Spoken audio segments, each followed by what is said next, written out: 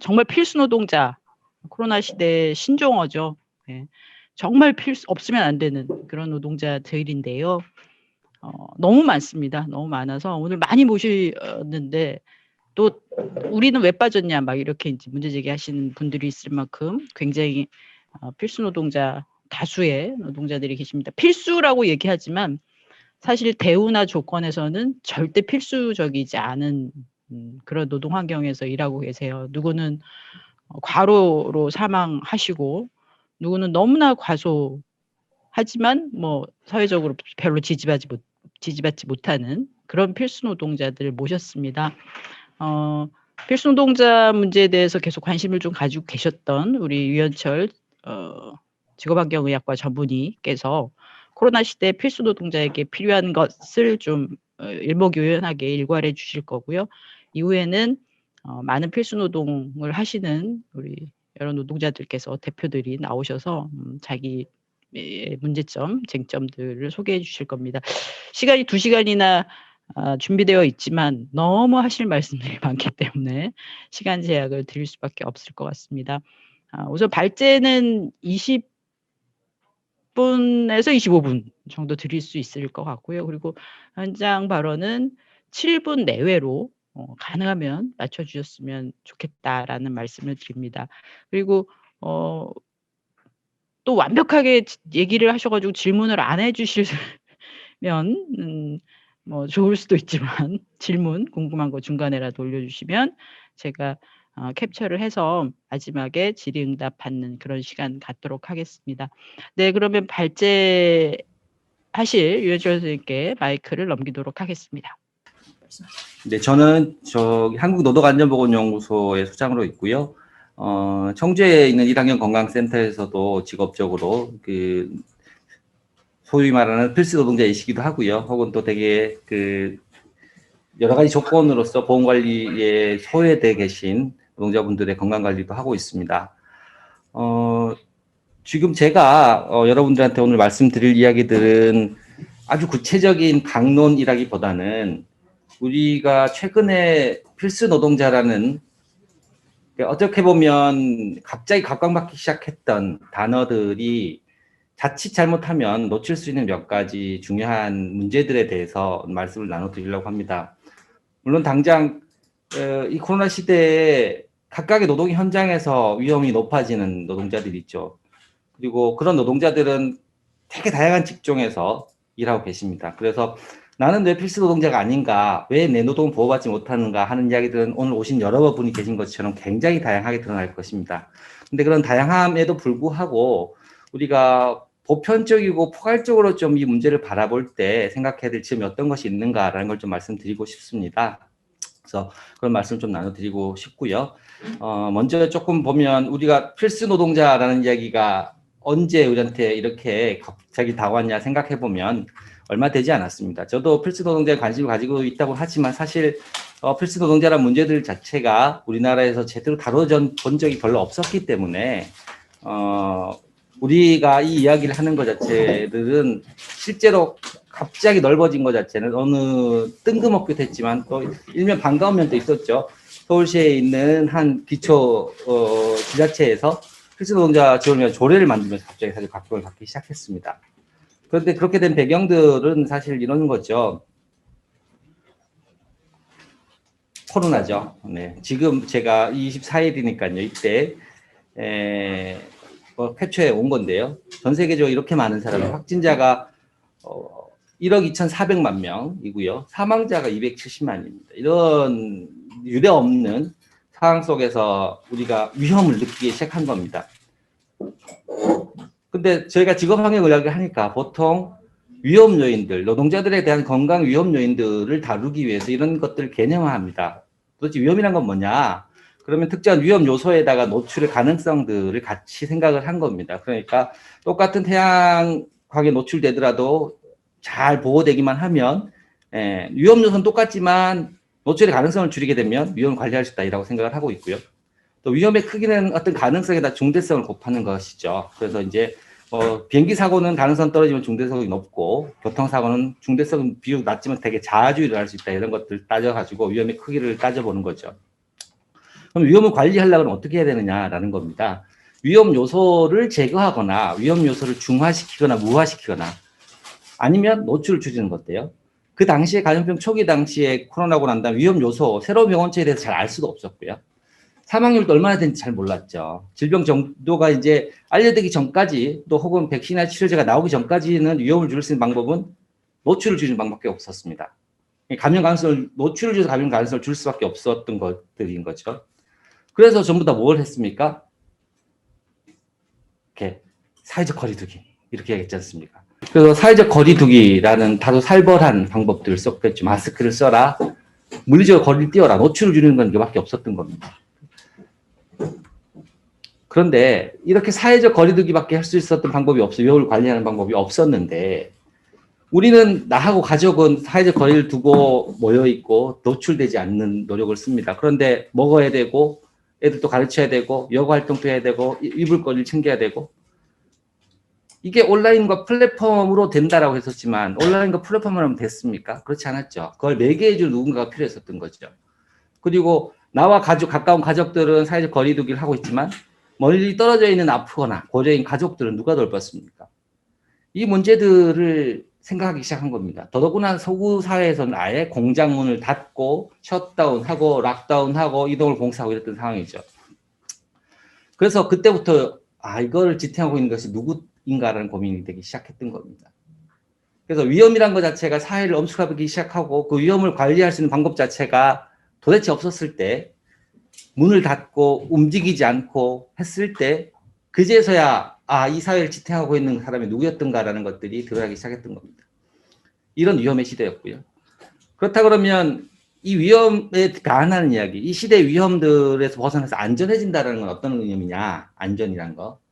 사실 안전이라는 것 자체는 모든 위험이 하나도 없는 것을 안전이라고 할 수는 없습니다. 모든 위험이 전무한 상태를 안전이라고 하지 않습니다. 어떻게 이야기를 하냐면 그 사회에서 가치 기준에 기반한 맥락 속에서 수용 가능하고 감내할 만한 수준의 위험으로 관리하는 거라고 이야기하는 거죠. 이 정도면 그래도 받아들일 수 있어라고 하는 겁니다. 그리고 그런 수준은 합리적으로 실행 가능한 수준에서 최대한 낮게 관리돼야 돼요. 낮은 수준 관리된 위험을 이야기하는 겁니다. 그럼 이때 우리가 떠오르게 되는 것 자체는 뭐냐면 수용 가능하고 감내할 만한 것이라는 게 누구의 관점이냐는 겁니다. 누구의 관점이냐. 코로나부터 안전해지고 우리는 꽁꽁 싸매고 우리는 재택근무하고 시켜먹고 배달시키는 우리는 우리의 관점이 안전할지 모르겠지만 그걸 매개하고 유지해주는 노동자들의 관점이 어떻습니까?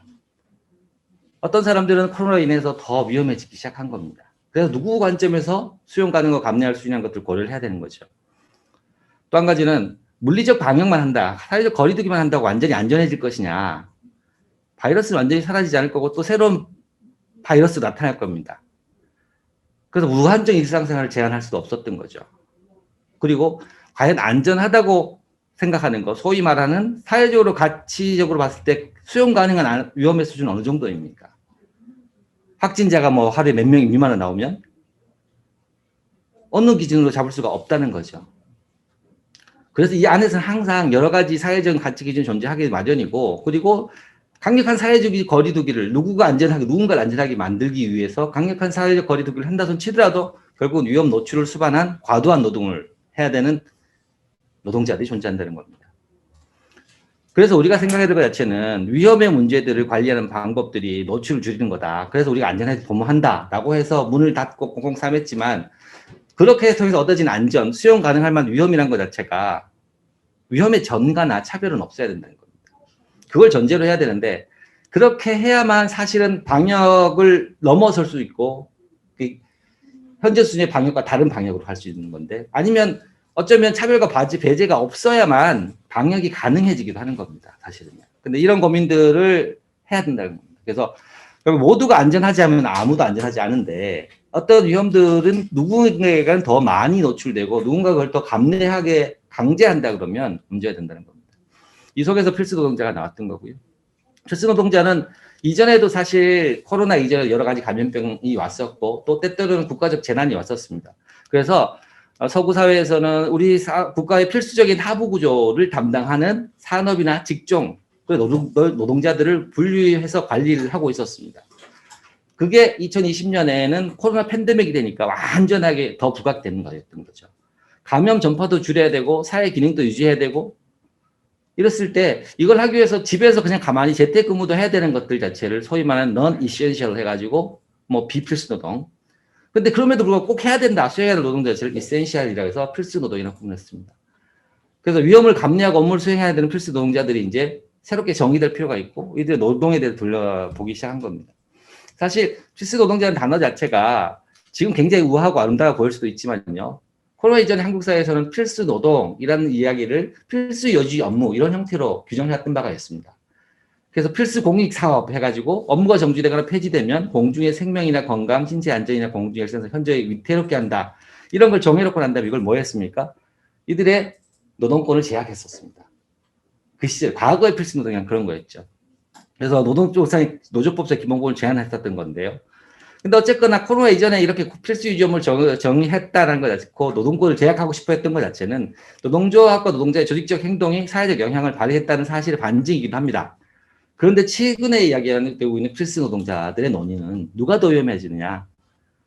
앞서 나왔던 필수 유지 사업장이라고 하는 분들 같은 경우는 비교적 안정적인 상황이고 정규직이었던 상황인데 코로나 시대를 잘 거쳐나갈 수 있었을 수도 있습니다. 근데 지금의 필수 노동자는 불안정한 노동 조건에 놓인 필수 노동자들이 고려가 가장 핵심이 되는 겁니다. 일상적 시기에 권력의 격차로 인해서 자기 권리를 누리지 못하는 노동자들이 코로나 시기에 더 위험해진다는 겁니다. 필수 노동과 비필수 노동은 경계가 없습니다. 사실은요. 어떤 걸 필수라고 어떤 걸 비필수라고 하겠습니까? 사회 기능을 유지하기 위해서 기업의 이윤에 따라서 안전과 건강의 측면, 생산과 소비의 사회 문화적 특성 이게 어떻게 다른 애다 다 달라야 되는 거죠. 그래서 필수 노동자가 누구냐라는 걸 따지고 어떤 업종이냐를 따질 게 아니라 노동을 해야만 하는 과정에서 발생하는 위험에 대비해야 되는 거죠. 그리고 필수 노동자라면 노동을 해야 되기 때문에 위험을 무릅쓰고 비필수 노동이란 어떤 겁니까? 노동을 하지 못해서 발생하는 위험에도 책임을 져야 되는 겁니다. 일거리가 없어서 이런 사람들이 못해서. 이런 전체적 관점을 봐야 되는 거지 필수 노동만 하는 건 안다는 거죠. 필수 노동자가 누구냐라는 것들을 넘어서서 어떤 노동자가 더 위험해지느냐라는 걸 봐야 된다는 겁니다. 그러면 우리가 보게 됐을 때 소위 말하는 필수 노동자 누가 더 위험해지느냐 코로나 시대에 봤을 때는 대다수의 필수 노동자들은 저임금과 불안정 노동 상태에 있는 노동자들이었다는 것입니다. 그래서 이게 필수 노동자 업종만 봐도 안 되는 거다. 예를 들면 현행 법 제도를 보게 되면 고용된 사업장의 규모나 고용계약의 형태나 관행에 따라서 같은 일을 하는 필수 노동자일지라도 근로기준법, 산안법, 산재보상법에 따라서 적용 여부가 달라지고 권리나 보호 차원에서 차별이 생기는 겁니다. 다 같지 않다는 거예요. 그래서 필수 노동이라는 문제 자체가 어떤 업종이 우리가 그쪽으로 분류돼가지고 지원을 받아서 위험수당을 더 받느냐라는 문제를 해결한다 그러면 답은 안 나오는 겁니다. 이거 디테일을 들여다보는 것들을 조금 보여드리겠습니다. 사회적 거리를 아까 말씀드렸지만 사회적 거리두기를 지탱하지만 보호하지 못한 이들이 누군가 약한 고리들이 드러나기 시작했습니다. 최초의 코비드19에서 코로나 바이러스가 유행했을 때는요. 전 세계에 이런 얘기를 했습니다.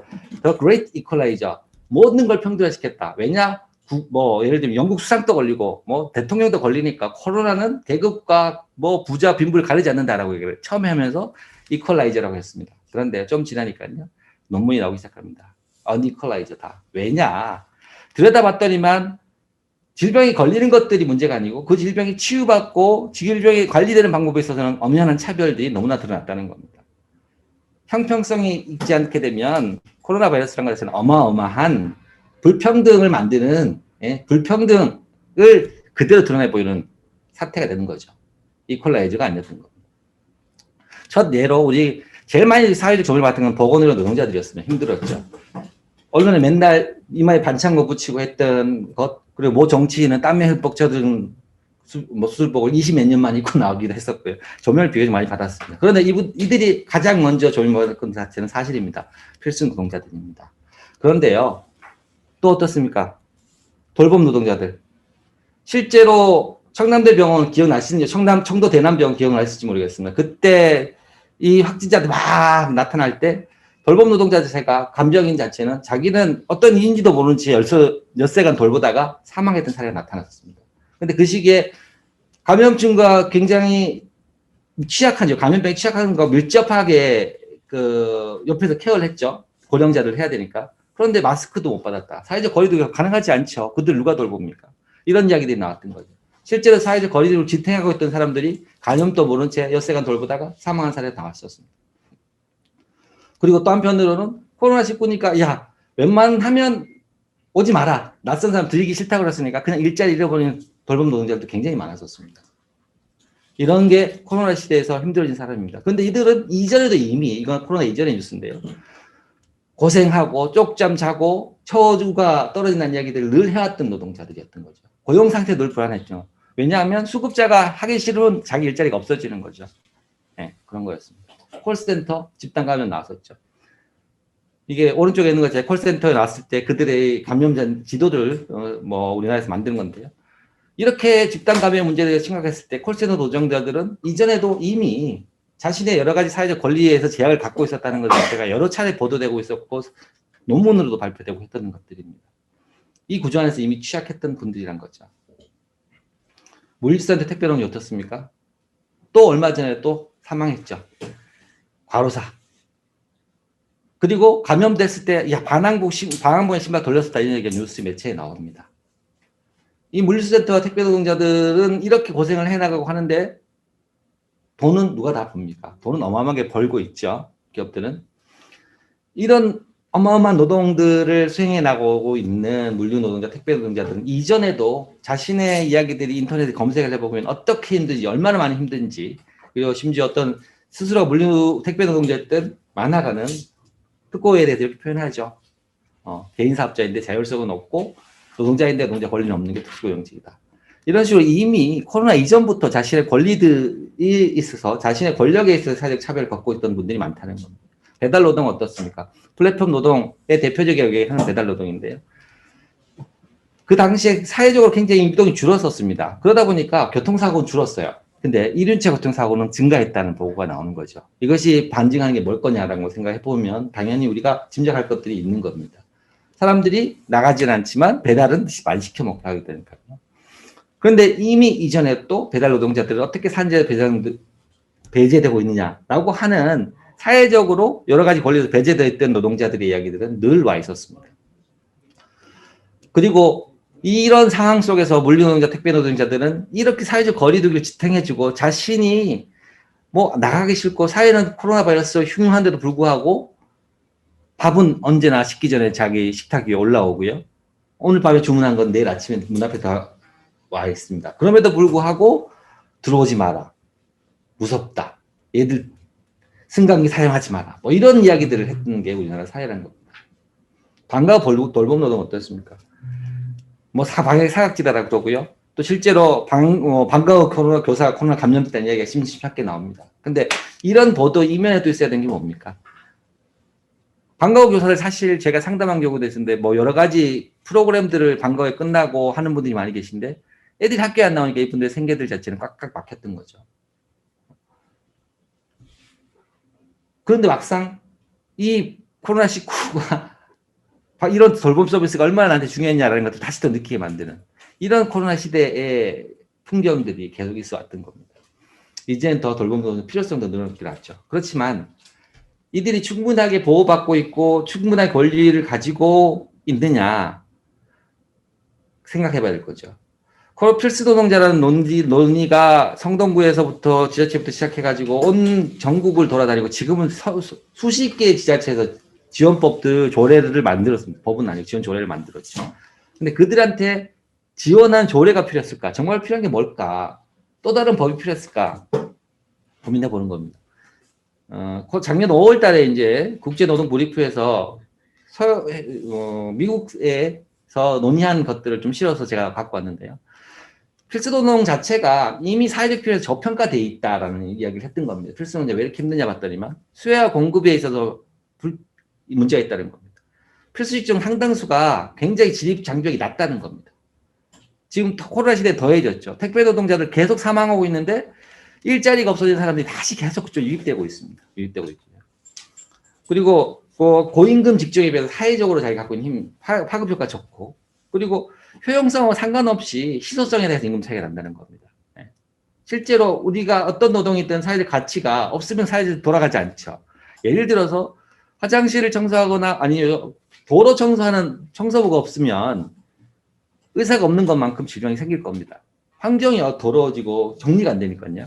그럼에도 불구하고 가치는 서로 역전적으로 돼 있는 거죠. 희소성에 의해서만.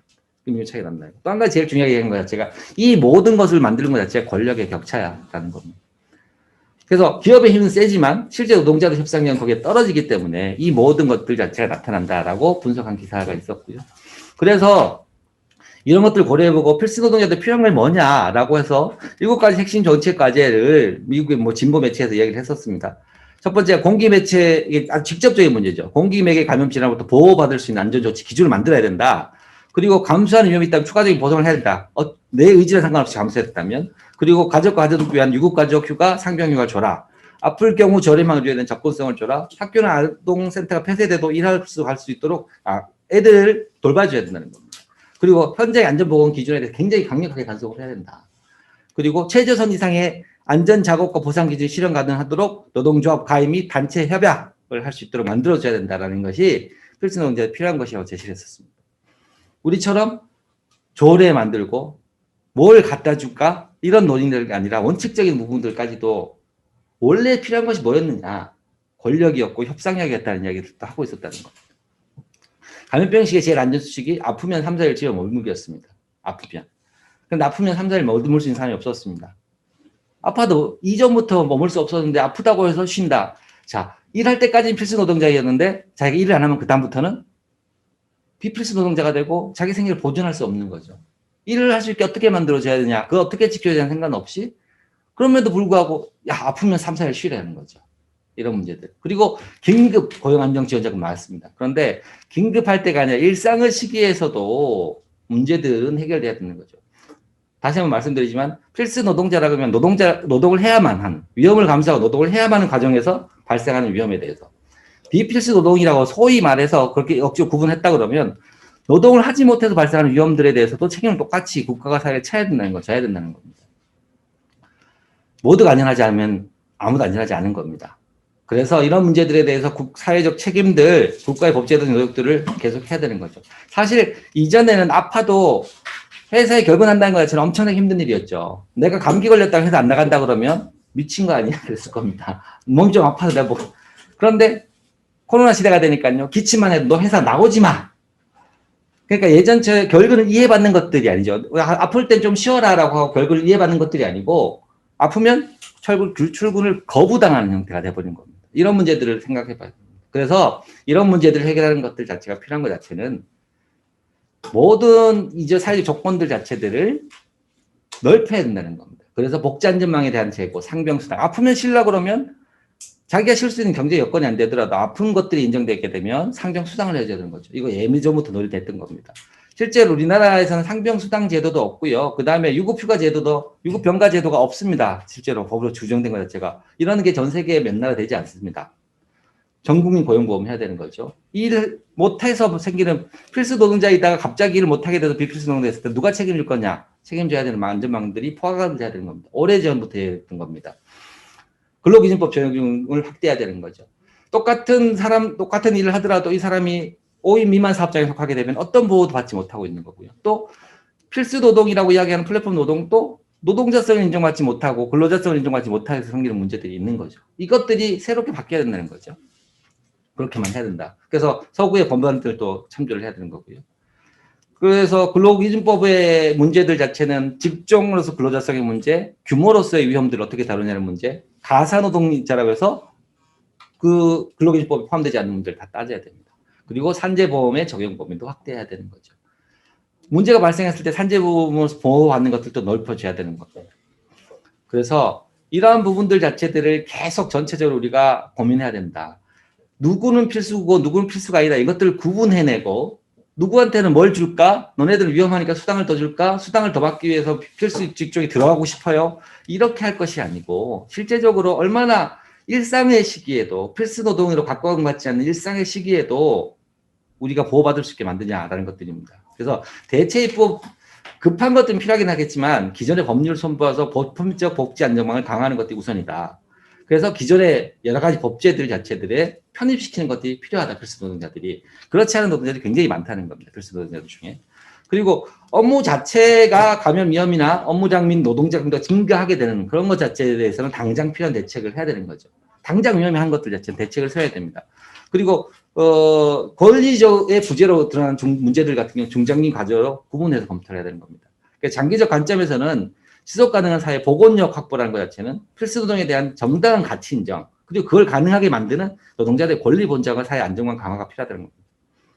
그래서 사회적 권리를 어떻게 보장할 건가를 빼게 되면, 위험 수당만 어쨌건 논의하게 되면 결국 유행이 지나고 나면 필수 노동자라고 각광받던 것은 다시 그림자 노동, 불안정 노동이 된다는 겁니다. 그래서 사회 전체의 일상성 안정을 위해서 위험을 감수하는 방법으로 위험 수당 이렇게 준하는 것이 아니고요.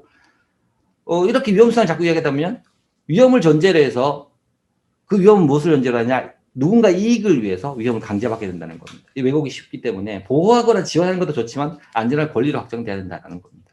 그래서 이러한 문제들에 대해서는 제가 아까 말씀드렸던 원칙들을 세워서 이게 이제 제가 조례나 법 입법 논의가 드렸던 말씀입니다. 그래서 잘 구분하자. 당장 필요한 것들 자체는 국가적인 국가의 체계 안에 편입시켜가지고 재난안전 체계 편입시키고 어떤 걸 해줘라. 급박한 보호 조치를 해줘라라고 하는 거고, 나머지 것들은 장기적으로 권리를 확대시키고 보편적 입법에 안에 편입되게 만드는 것도 되게 중요하다라는 겁니다. 그래서 이건 좀 넘어가고요. 이 시기에 나왔던 책은 아니지만요. 면역에 대해서라는 관해한 책을 쓴 분이 이렇게 했습니다. 우리가 사회적 몸을 무엇으로 여기고 선택하든 간에 우리가 서로의 환경이라는 겁니다. 면역이라는 것 자체가 생기는 것은 공유된 공간이고 우리가 함께 나누는 정원이다. 이런 얘기를 했다는 걸로 제 발표를 마치도록 하겠습니다. 네, 이상입니다. 감사합니다. 네, 저도 필수 노동자라는 표현을 쓰면서 조금 껄쩍지근한 게 없지 않았었는데 오늘 유현철 선생님께서 아주 깔끔하게 정리를 해주신 것 같아요. 보편적으로 누려야 될 것을 같이 누리게 되면 필수, 비필수가 무슨 의미가 있냐, 뭐 이제 이런 말씀을 하셨습니다. 지금 뭐 전국민 고용보험 얘기도 나오고 있는 상황이고, 뭐 기본소득제에 대한 이야기들도 많이 나오고 있는 상황이고, 그리고 특수고용 노동자가 무슨 의미냐, 일하는 모든 사람이 안전해야지, 뭐 이런, 그래서 뭐 건강 또 노동환경 뭐 이런 것들에 대한 형평성을 제고하자라는 논의가 코로나19를 겪어내면서 한층 활발해지고 있는 것 같습니다.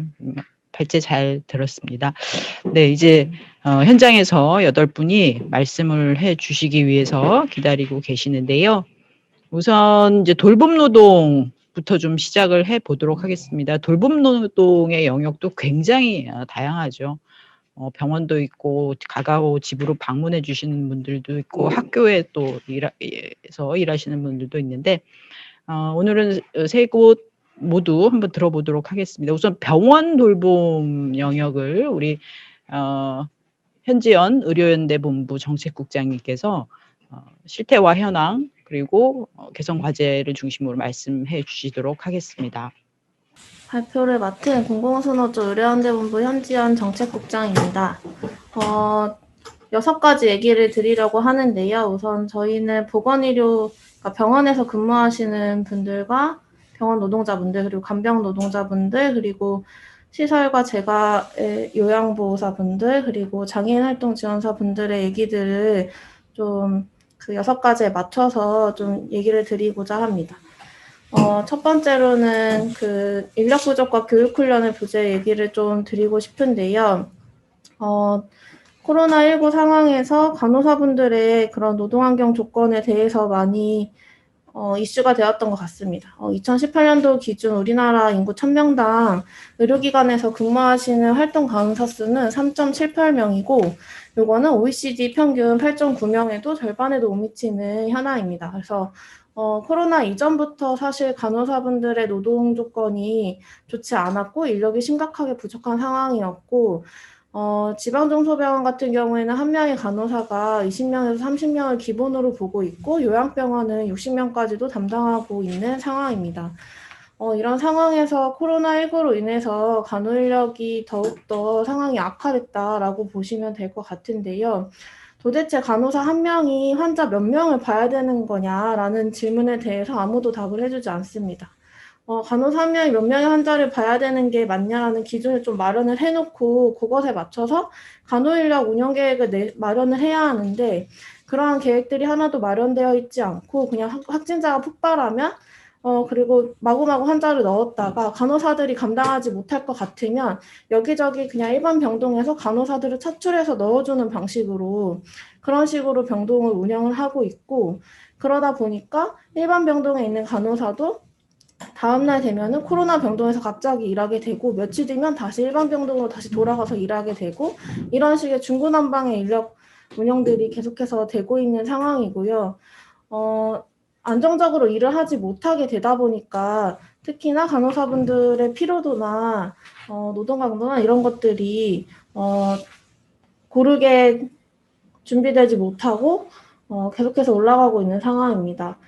코로나19 병동에서 일하는 거는 그 자체로 노동 강도가 두세 배 정도 높아지는 일인데요. 그러니까 장갑을 두세 겹씩 끼고 공기도 잘 통하지 않는 보호복을 입고 간호사들이 이제 지원 인력 없이 모든 업무들을 다 해야 하는 상황들이 노동 강도를 계속해서 높이고 있습니다. 저희가 실태 조사를 했을 때 노동 강도와 그리고 업무 자체가 두세 배 정도 증가했다라고 간호사분들이 대답을 다 해주셨는데요. 그 관련해서 좀 여러 문구들을 인터뷰했을 때 해주셨던 얘기들을 가져왔습니다. 일반 병동 같은 경우에는 뭐 간호조무사분들도 계시고 간병 노동자분들도 계시고 청소 노동자분들도 계시고 이렇지만 코로나 병동 상황에서는 최대한의 인력들이 통제되는 상황이기 때문에 많은 업무들을 간호사분들이 다 하셔야 됐고 이러한 업무들이 간호사분들에게 다 부담으로 돌아갔다라는 얘기를 좀 하고 싶고 근데 코로나19 병동의 간호사들만 힘들었던 건 아니에요. 일반 병동의 간호사들이 다 코로나19 병동으로 차출이 되면서 일반 병동이나 응급실에 있는 그런 간호사분들의 노동 강도도 같이 올라갔습니다. 그래서 기존의 병동에서 인력을 차출하는 것도 한계가 당연히 있기 때문에 병상 운영 자체를 축소를 해서 운영을 했어야 하지만 이 병상을 줄이는 거는 병원이 수익과도 바로 직결되기 때문에 거의 받아들여지지 않았고 일반 병동에서 근무하시는 분들도 평소보다 높은 강도의 노동으로 일을 하고 있었다라고 얘기를 드리는 거고요. 그래서 저희가 계속해서 코로나19 병동의 간호 인력 기준 마련해서 인력 대비를 미리 해야 한다고 정부에 요구를 하고 있지만 정부는 근본적인 대안을 마련하지 않고 그냥 당신들은 영웅이다라고 말하고 있는 상황입니다. 그리고 두 번째로 교육훈련의 부재에 관련해서 얘기를 드리려고 하는데요. 간호사들이 부족을 하다 보니까 신규 간호사들을 코로나 병동에 배치를 하기 시작을 했습니다. 어떤 병원에서는 전담 병동에 전체 40명 중에 14명을 차지하기도 했는데 교육기간 또한 보장되지 못하였습니다. 보통 신규 간호사들이 들어오면 2달 정도의 교육을 받게 되는데 워낙 급하게 간호사들을 넣다 보니까 한 달도 못 채우고 교육기간 한 달도 못 채우고 바로 이제 현장에 투입시키고 독립시켜 버리는 일들이 있었고요. 처음 일을 하는 신규 간호사가 교육도 제대로 받지 못한 상황에서 신종 감염병 환자를 담당해야 하는 상황에 놓이고 응급 상황을 혼자 버텨내야 하는 일들도 계속해서 벌어졌습니다. 보호구 사용에 대한 교육도 부재했는데요. 특히 간호사분들은 격리병동에 들어와서 바로 환자들을 봐야 하니까 그래도 좀 교육 같은 건 받을 수 있었는데 그 외에 다른 노동자들이 많잖아요. 그 다른 외의 노동자분들은 동영상을 보고서 알아서 따라하는 수준이었다.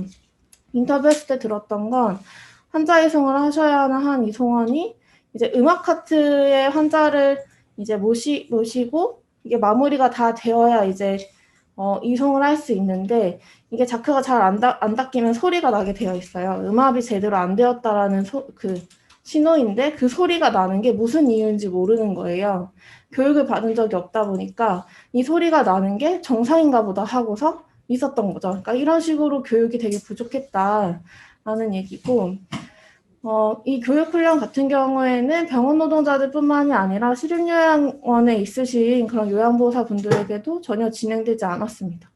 지금 시설에 만약에 확진자가 발생을 하면 무엇부터 해야 되는지 아무런 매뉴얼이 마련되어 있지도 않고 보호복은 어떻게 입어야 되는지 뭐 확진자가 발생했을 때 동선을 어떻게 해야 되는지 이러한 교육들이 여전히도 이루어지지 않고 있다라는 것입니다.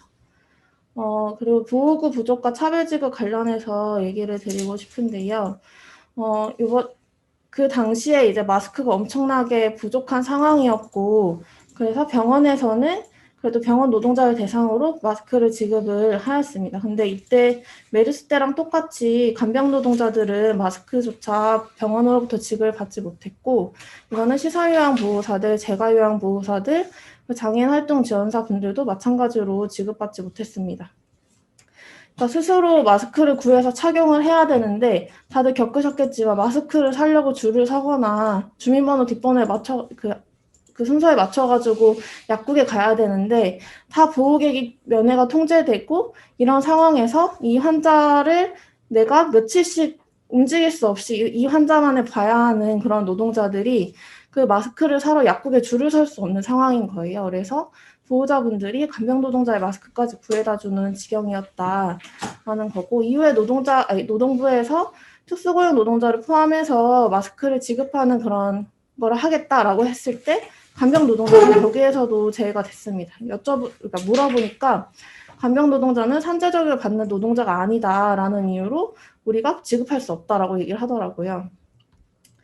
그래서 계속해서 문제 제기를 했을 때도 이제 정부 지침이 이제 간병 노동자들에게도 마스크를 지급해라, 병원이 신청하면 된다라고 지침은 나왔지만 병원 입장에서는 이게 다 돈이니까 이거 너네가 요구하는 건 알겠지만 이거 다 돈인 거 아니야 라는 식으로 이제 지급하지 않는 그런 일들이 있었습니다.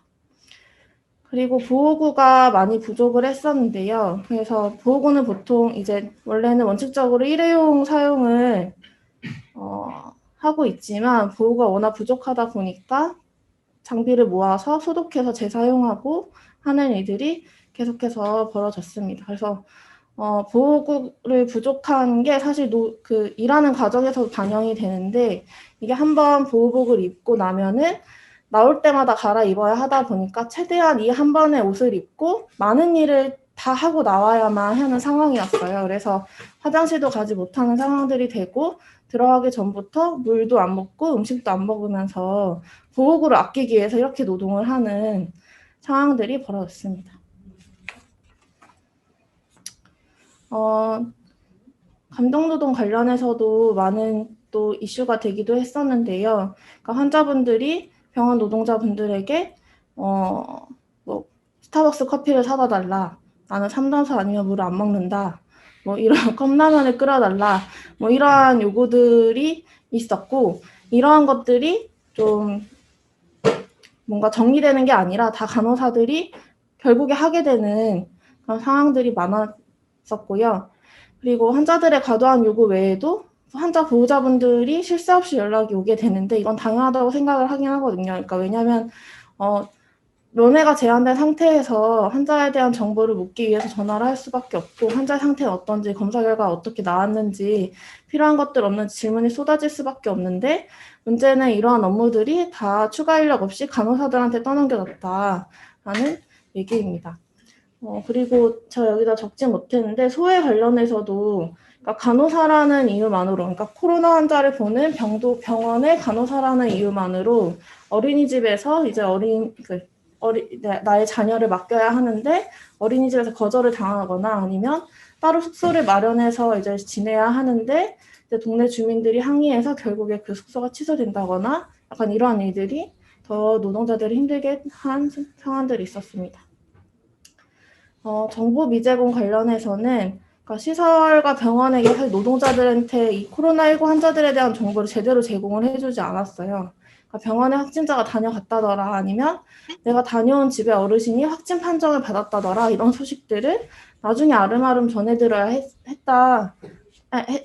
했었던 상황이고, 사실 그 병원에서 내부 동선이 정확하게 공개가 되어야 검사를 내가 스스로 받을지 말아야 될지에 대한 판단을 본인이 빠르게 하고 혹시 모를 그런 원내 확산이나 이런 것들을 막을 수 있는데 그런 것들이 공개되지 않았고 뭐 어떤 경우는 의사들한테는 먼저 공지하고 노동자들한테 공지 안 하는 이런 차별도 있었습니다.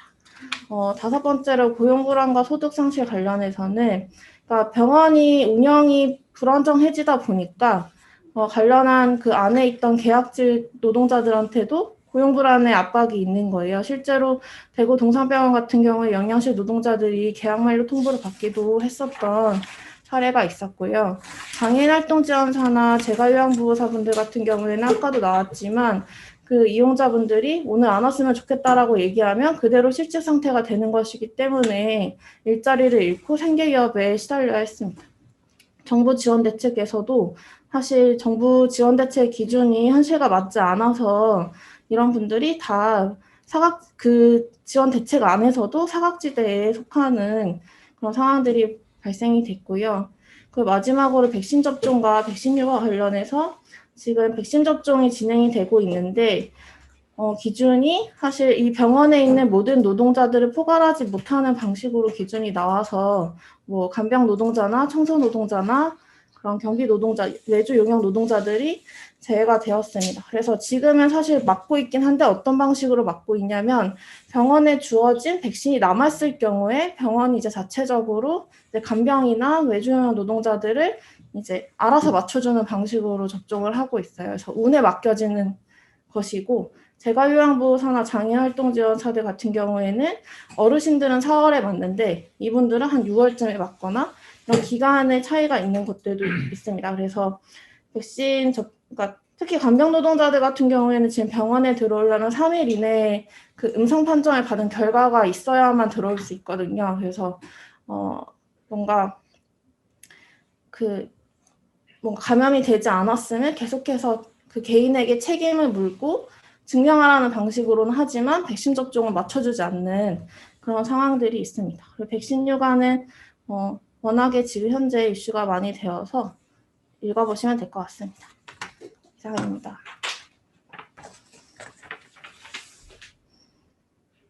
네, 같이 환자를 돌보고 있는데 누구는 백신 대상도 안 되고 또 지금은 뭐 무료라고는 하지만 과거에는 꽤 비싼 10만 원 돈을 내고 코로나 검사를 해야 되고 네, 참 우리나라는 아직도 차별이 만연한 나라인 것 같습니다.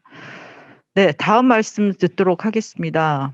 이번에는 우리 전지현 전국 요양서비스노조 사무처장님께서 또 밀착 간호를 하는 우리 요양보호사들의 코로나 이 상황에서 어떻게 지내고 계신지 근황을 듣고 또 우리가 어떤 위치에 있는지 현실을 느껴보는 그런 시간을 갖도록 하겠습니다.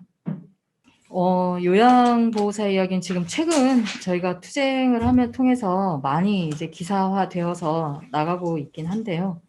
어쨌든 장기 요양보호사가 장기 요양기관에서 근무하는 요양보호사는 48만 명 정도. 현재 아마 올해 더 늘어서 50만 명 가까이 지금 현재 될 것 같은데, 아주 엄청나게 많은 수의 요양보호사들이 장기 요양기관에서 근무를 하고 있습니다. 장기요양의 특수성은 딴 게 아니라 65세 이상의 노인성 질환을 가진 어르신을 돌보는 것. 장기요양기관에 그러니까 65세 이상 노인성 질환을 가진 어르신들 그 노인을 돌보는 거기 때문에 기본 질환, 병이 있는 거고요. 거동이 불편하고 몸이 신체적으로 취약하신 분들이시기 때문에 감염성 질환이나 어떤 전염성 질환에 많이 노출이 되어 있습니다. 그래서 실제 그리고 또 저희 이 장기요양은 직접 서비스를 제공해야 하는 거죠. 그래서 밀착되어서 어르신과 직접 몸이 닿아야 하고 식사, 기저귀 케어, 목욕 등등 실제 요양보호사들이 해야 할 일은 어르신들과 직접 몸이 닿아야 하는 거기 때문에 감염성 질환에 걸릴 확률이 아주 높다는 거 우리는. 그래서 실제 어르신들이 전염성 질환에 걸리거나 감기에 걸려도 요양보호사들에게 전염되는 사례는 실제로 비일비재했고 많이 있습니다. 어쨌든 저희는 확진자도 돌봐야 하는 게 저희 요양보호사입니다. 그럼에도 불구하고 우리 요양보호사들의 기본 처우나 현실은 너무나도 심각한 게 실제 작년 한 해 저희가 함께 하면서 많이 드러나게 됐고요. 특히 제가 야간 휴게 시간 요양원 같은 경우는 공짜로 기본 8시간 매일 8시간에서 11시간까지 공짜로 근무하고 있는 현실이 많이 공개가 되어 있긴 한데 특히 올해 공휴일 유급휴일제로 적용이 되면서 노동자들에게 쉴 수 있는 권리를 주겠다고 해놓고 이제 저희 요양기관들은 강제로 대체 근무를 적용시켰습니다. 그래서 실제 저희는 쉬지 못하고 있는 상황에 있고요. 그리고 오히려 이렇게 무급으로 오히려 이 요양보호사들이 대체 근무를 하거나 강제로 적용이 되었을 때는 저희가 10명의 어르신을 혼자 한 명이서 돌봤다면 2명이서 한 20명을 돌봤다면 한 명이서 20명을 돌봐야 되는 현실이 지금 현장에서 벌어지고 있습니다. 안 그래도 코로나 때문에 더 힘들고 특히 매주 코로나 검사를 받으면서 실제로 몸이 정말 이렇게 모든 게 코로나에 맞춰져 있는 하루 일상인데 이 노동 강도조차가 더 강해진 그리고 급여가 더 삭감되는 효과가 지금 더 많이 벌어지고 있습니다. 이런 현실에 대해서 실제로 좀 불만이나 문제 제기를 하면 바로 해고가 되는데요. 특히 노동조합에 가입했다는 이유 때문에 해고되신 경우가 많은데 문제는 코로나를 핑계대고 그리고 바른말 한다라는 이유로 해고를 시키고 그 자리에 다시 사람을 고용합니다. 채용을 합니다. 근데 어떤 형식으로 채용하느냐? 3개월짜리 계약서로 채용합니다. 3개월씩 계속 연장하는 형태로 해서 실제 1년을 채우지 않게끔 퇴직금을 안 주기 위해서 안게끔 실제로 정리를 한다든가 바른 말을 많이 하면 3개월 후에 그냥 정리하는 형태. 그래서 저희 요양보호사들이 요양노동자들이 실제 어려워도 다쳐도 아파도 말을 못하고 있는 게 현실입니다. 그래서 이걸 저희는 쪼개기 계약이라고 하는데 전국적으로 쪼개기 계약은 너무나도 심각하게 나타납니다. 제가 요양보호사들의 현실은 아까 앞에서도 잠깐 얘기를 했는데 실제로 근무 형태 자체가 특수고용은 아닌데 특수고용 형태로 지금 운영이 되어지고 있는 게 현실이고요. 그래서 저희는 제가 요양보호사들의 이런 고용 안정에 대한 어떤 근본적인 문제 그리고 지금 인력 충원 없이 요양보호사들이 그 공휴일 대체휴일이 강요된다든가 이런 것들이 지금 특히 코로나가 닥치면서 너무나도 힘들게 일을 하고 있는 현실이어서 실제 인력 충원은 기본 전제 조건 하에 기본 이런 공휴일이든 그리고 야간 휴게든 이런 것들이 보장이 되어져야 한다라는 것 근본적인 문제가 필요하다는 것을 저희는 다시 한번 또 좀 요구하고 싶고요. 저희도 최근에 이제 이런 어르신 그 노동 인권 형태 현실 우리 요양보호사들이 어떤 현실에서 근무를 하는지 좀 저희도 다시 한번 조사를 해봤는데 실제 지금 이 화면에 물린 상처는 어르신한테 물린 겁니다. 문제는 어르신한테 물렸는데 저희가 방어를 하지 못해요. 어르신이 물지 마세요라고 밀어내면 CCTV를 보면 밀어낸 걸로 되어 있고 미는 거기 때문에 노인학대로 지금 다시 저희가 신고를 하는 현실입니다. 실제 지금 서울에 저희 조합원 중에는 노인학대로 신고를 당해서 이와 같은 현실에 신고를 당해서 해고되신 사례도 있습니다. 그리고 뭐 핥히고 꼽집히고 이건 기본이고요. 저희가 실제 얼마나 다치면서 일하고 있는지 얼마나 정신적 상해를 입었는지 조사를 해봤더니 81%가 이상이 육체적으로 정신적으로 성희롱이나 성폭행이나 이런 일을 당해봤다가 80%가 넘었고요.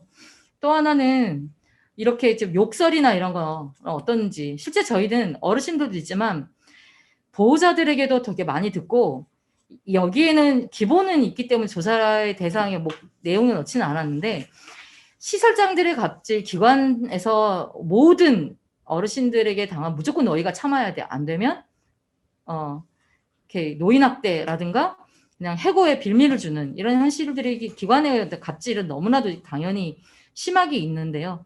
어쨌든 저희가 기관의 갑질뿐만 아니라 어르신들에게 게다가 보호자들에게 특히 방문요양 같은 경우는 좀 더 심하죠. 집에서 직접 서비스를 하기 때문에 어르신들의 보호자들에게 받는 그런 것들도 심하고 실제 저는 요걸 좀 보여주고 싶었는데요. 저희 요양에는 전염성 질환에 이게 얼마나 취약한가를 저는 보여주는 걸 해봤습니다. 실제 저희 조합원들 중에 결핵이 걸려서 퇴사한 사례. 그러니까 지금 문제는 이런 질환들이 걸렸을 때 저희는 다 퇴사라는 거예요. 해고인 거예요. 어떻게 보면. 아픈데 병가를 쓰지 못하고 아픈데 쉬지를 못하는 건데 실제 결핵이나 오음도 저희 심각하거든요. 근데 아직도 지금 오음이 심각하게 있고요. 벌써 거의 한 20% 가까이가 오음이고 지금도 계속 오음의 문제가 됩니다. 근데 오음이 산재 적용도 안 돼요.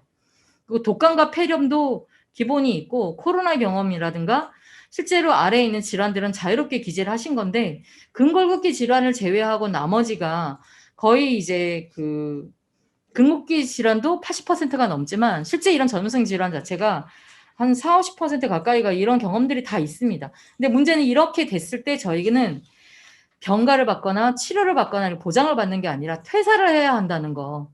그러니까 거의 해고이고 해고를 안 시킬 테니 너 실업급여 받게 해줄 테니 나가라. 이런 게 지금 기본이고요. 이거조차도 기관에서는 종용하기조차도 귀찮으니까 3개월, 6개월짜리 계약서를 쓰는 겁니다. 이게 지금 코로나가 닥치고 저희 필수노동이라고 하는데 장기 요양의 현장에 이런 일들이 너무나도 더 확산이 돼서 벌어지고 있는 게 저희는 더 심각하다고 보고요. 그래서 저희 요양서비스 노동조합에서는 우리 요양들이 필수노동자면 필수노동자답게 기본 보장을 해라.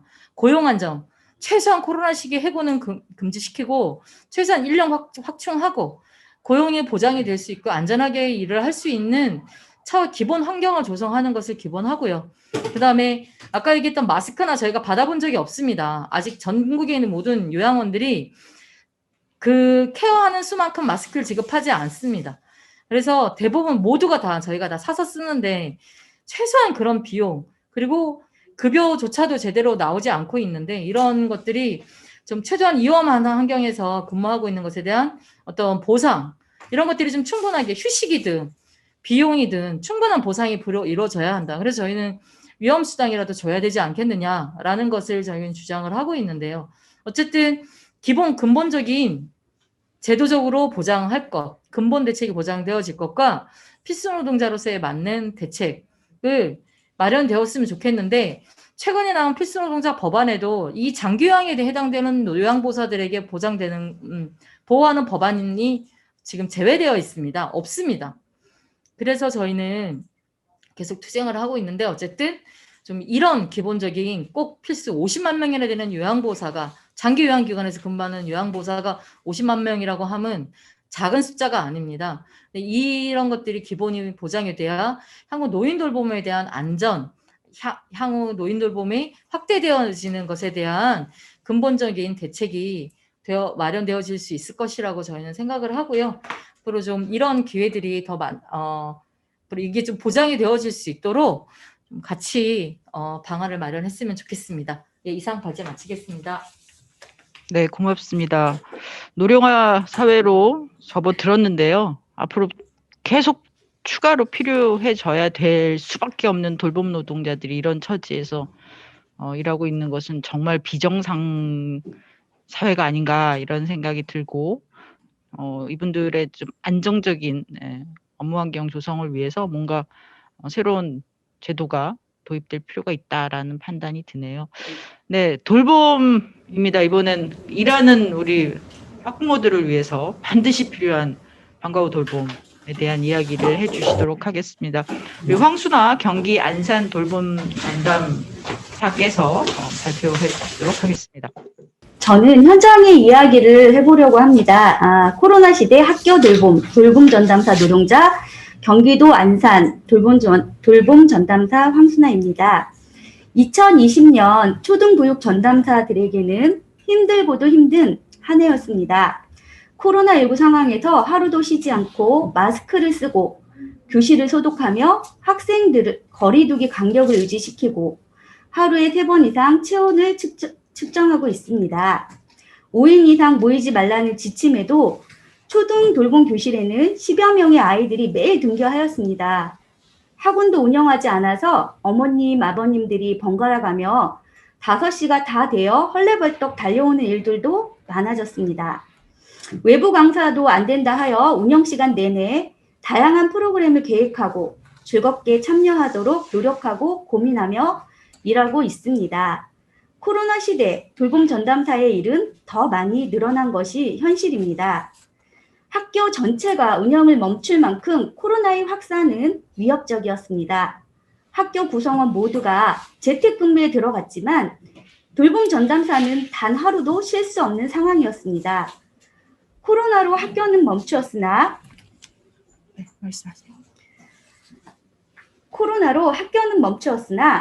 돌봄 교실은 정상적으로 하루도 쉼 없이 운영되어 왔으니까요. 돌봄 전담사는 학교에서 꼭 필요한 돌봄을 담당하고 있음에도 불구하고 비정규직이라는 이유만으로 코로나19 상황에서 더 많은 차별을 받았습니다. 코로나 시대 차별은 바로 건강과 직결되었습니다. 코로나19가 확산되기 시작했던 작년 초 마스크를 구하기는 하늘의 별 따기였습니다. 마스크를 구하기 위해 정해진 날짜에 약국 앞에서 긴 줄을 서고 한참을 기다린 끝에야 겨우 살 수 있었습니다. 긴급 돌봄 시행으로 돌봄 전담사는 마스크를 살 수 있는 날 약국 앞에 줄을 설 수조차 없었지만 교육청이나 학교에서는 마스크 한 장 제대로 공급해 주지 않았습니다. 돌봄 전담사는 코로나 감염의 위협을 감수한 채 근무할 수밖에 없는 상황이었고 이는 생존의 문제와 직결되었습니다. 지금은 생활화된 마스크 쓰기지만 작년 초는 그렇지 않는 상황이었습니다. 돌봄 교실 전담사는 코로나 감염의 위협을 감수한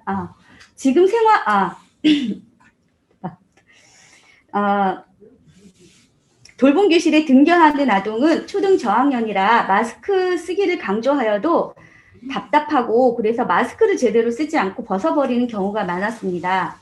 당연히 돌봄 전담사는 아동들의 건강을 위해 더 자주 교실의 물품을 소독해야 했고 더 자주 환기해야 했고 청결에 더욱 신경 쓸 수밖에 없습니다.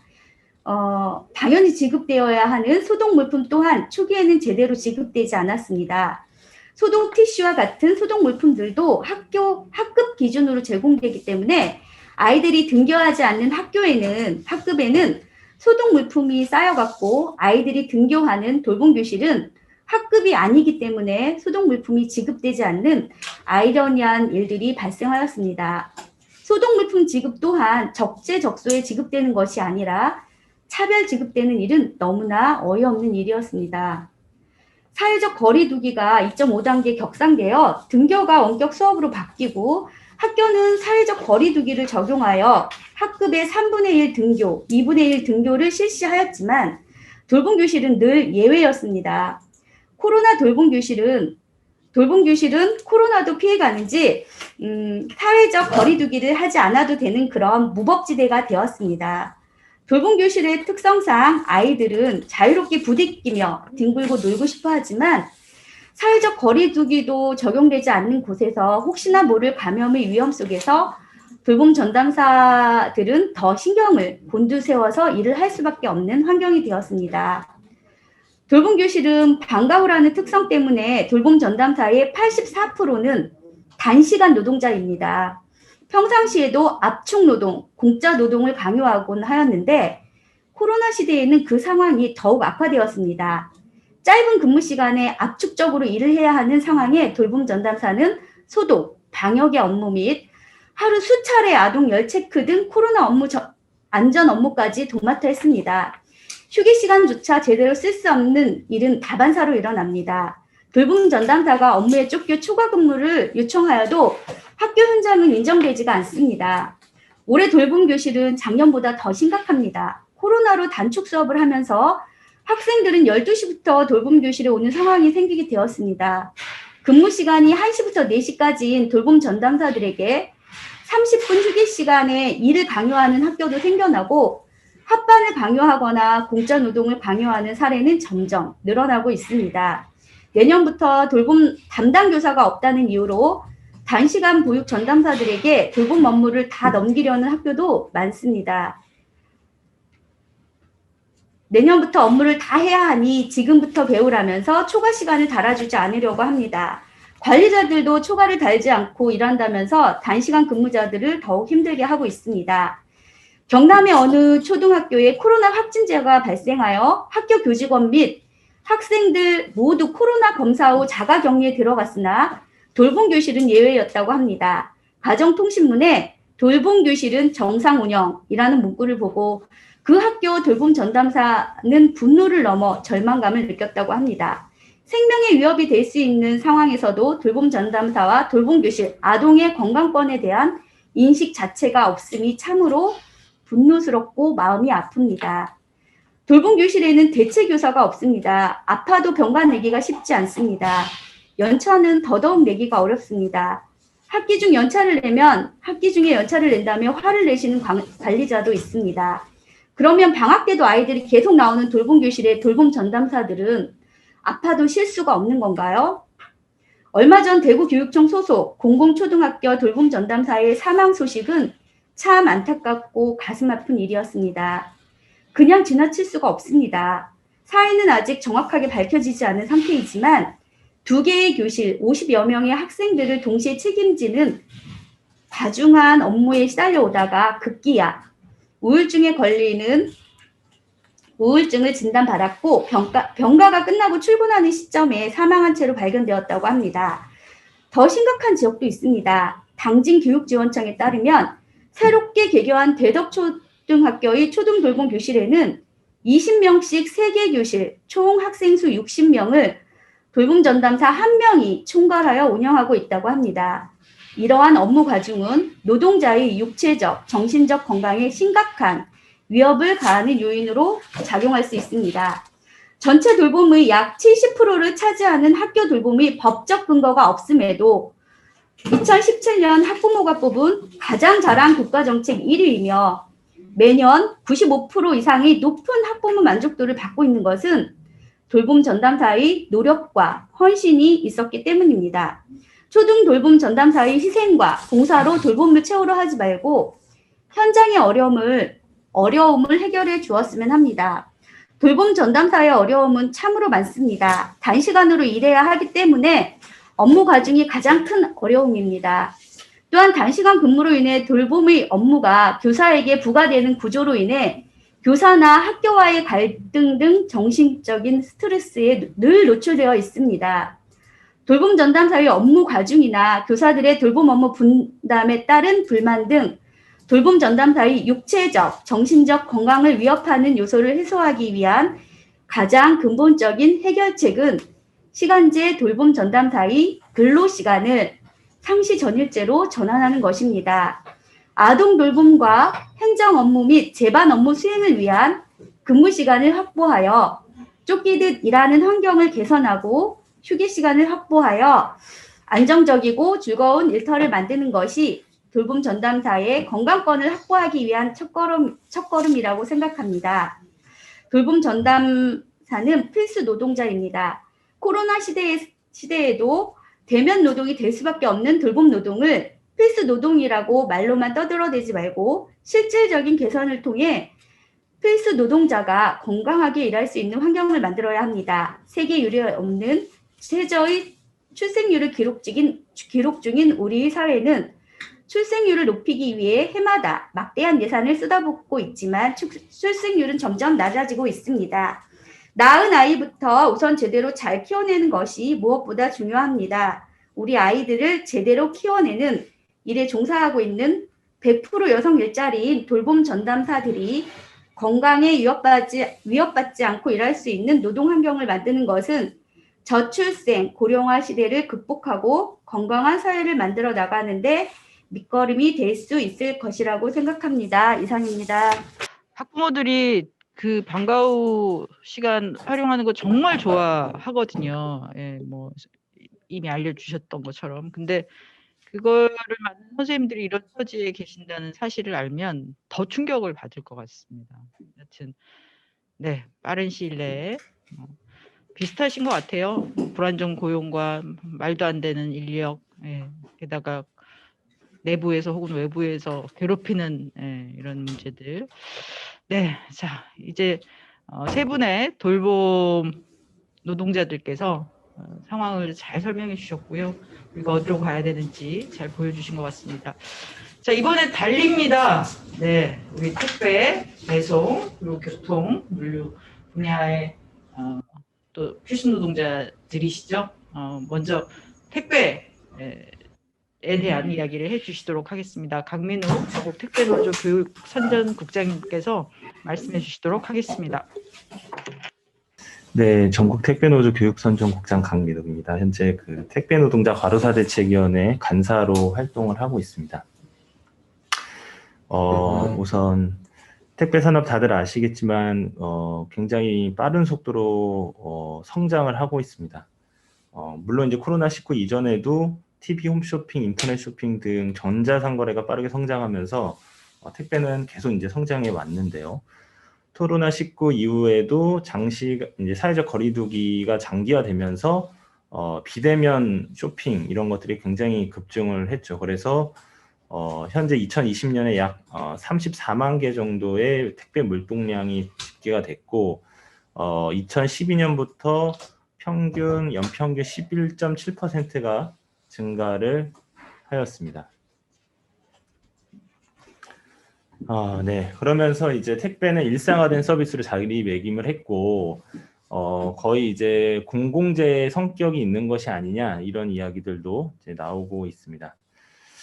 택배 단가가 계속 저단가 경쟁이 택배사들 사이에 이런 것들이 심화되면서 2000년대 이후로 계속 하락해 왔습니다. 그래서 쭉 하락해 왔고 2020년에는 2221원까지 이제 하락을 한 거죠. 이 택배 단가라는 거는 수수료가 아니라 여기서 이제 배송 노동자, 집화 노동자, 분류에 들어가는 돈, 본사가 갖는 돈, 대리점이 먹는 돈 이런 게 다 이제 나눠지는 거라고 보시면 되겠습니다.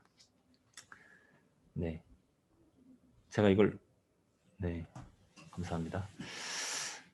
그리고 이제 택배 노동자들의 고용 형태를 살펴보면은 대다수가 특수고용 노동자입니다. 그리고 이제 대리점에 소속된 원청이 아니라 하청 노동자이다 이렇게 보시면 될 것 같습니다. 그래서 종속성도 강하고 하는 일도 딱 정해져 있고 이런 거를 봤을 때 일반 근로자 유사하게 이제 일을 하고 있는데도 근로기준법에 적용이 되지 않는 거죠. 그러다 보니까 법적 보호를 받는데 한계가 있습니다. 사회보장제도라던가 특히 이제 장시간 노동의 문제를 제재할 수 있는 법적 근로시간 준수를 적용받지 못하는 현황이 있습니다. 저희 이제 과로사 대책위가 작년에 이제 과로사가 계속 연이어 발생을 하면서 실태 조사를 해본 결과 주당 평균 노동 시간이 71.3시간이라고 하는 매우 심각한 수준의 결과가 나타났습니다. 그래서 이 장시간 노동이 결국 택배 노동자들의 과로사를 유발하는 가장 큰 요인이다 이렇게 저희는 생각을 하고 있습니다. 그런데 이제 장시간 노동은 코로나19 이전에도 계속 되어 왔습니다. 2017년 7월 달에 서울의 택배 노동자 500명을 대상으로 한 설문조사에 따르면은 비성수기 74시간, 성수기 86시간 23분이라는 아주 초장시간 노동을 택배 노동자들이 하고 있었다라는 것이 이미 밝혀진 상태였던 거죠. 이런 차이가 나는 거는 이 노동조합이 2017년도에 처음으로 나면서 이제 많은 것들이 바뀌어 나간 것도 있지만 실태 조사가 이제 작년에는 노동조합 가입을 하신 분들이 약 70% 정도 이제 그 실태 조사에 참여를 해주셨고 이번 이제 2017년 서울 같은 경우에는 이제 다 이제 서울에서만 일하시는 분들로 해서 비조합원들이 이제 하게 되면 차이가 있는 것으로 저희가 이제 파악은 하고 있는데 중요한 거는 택배 노동자들의 권익이 계속 보장받지 못하고 개인 사업자의 신분으로서 그리고 노동조합이나 이런 것도 전무했던 과정 속에서 일하다가 죽는 분들이 생겼어도 이거를 이제 알 수 없는 구조에 있었다. 이렇게 보는 것이 타당할 거라고 저희는 보고 있습니다. 그래서 앞서 말씀드린 대로 이 특수고용 노동자이자 하청 노동자인 신분 그리고 근로기준법을 적용받지 못하는 그래서 장시간 노동을 규제할 수 없는 이런 상황이다. 과로사 문제를 어떻게 봐야 되냐고 봤을 때 기본적으로 개인이 해결할 수 있는 문제가 아니다라는 거죠. 개인 사업자고 사장님이고 이렇게 해서 해결할 수 있는 문제가 아니라는 겁니다. 과로사의 특성상 사전에 당사자가 과로 상태를 인지하기가 굉장히 어렵습니다. 그러다 갑자기 구토를 하고 쓰러지고 바로 뇌출혈이 되거나 아니면 돌아가시거나 이런 상황에 당도하게 됩니다. 당사자가 건강 문제를 인지했다고 해도 이걸 해결할 수 있는 방법이 없다. 네, 이렇게 보여집니다.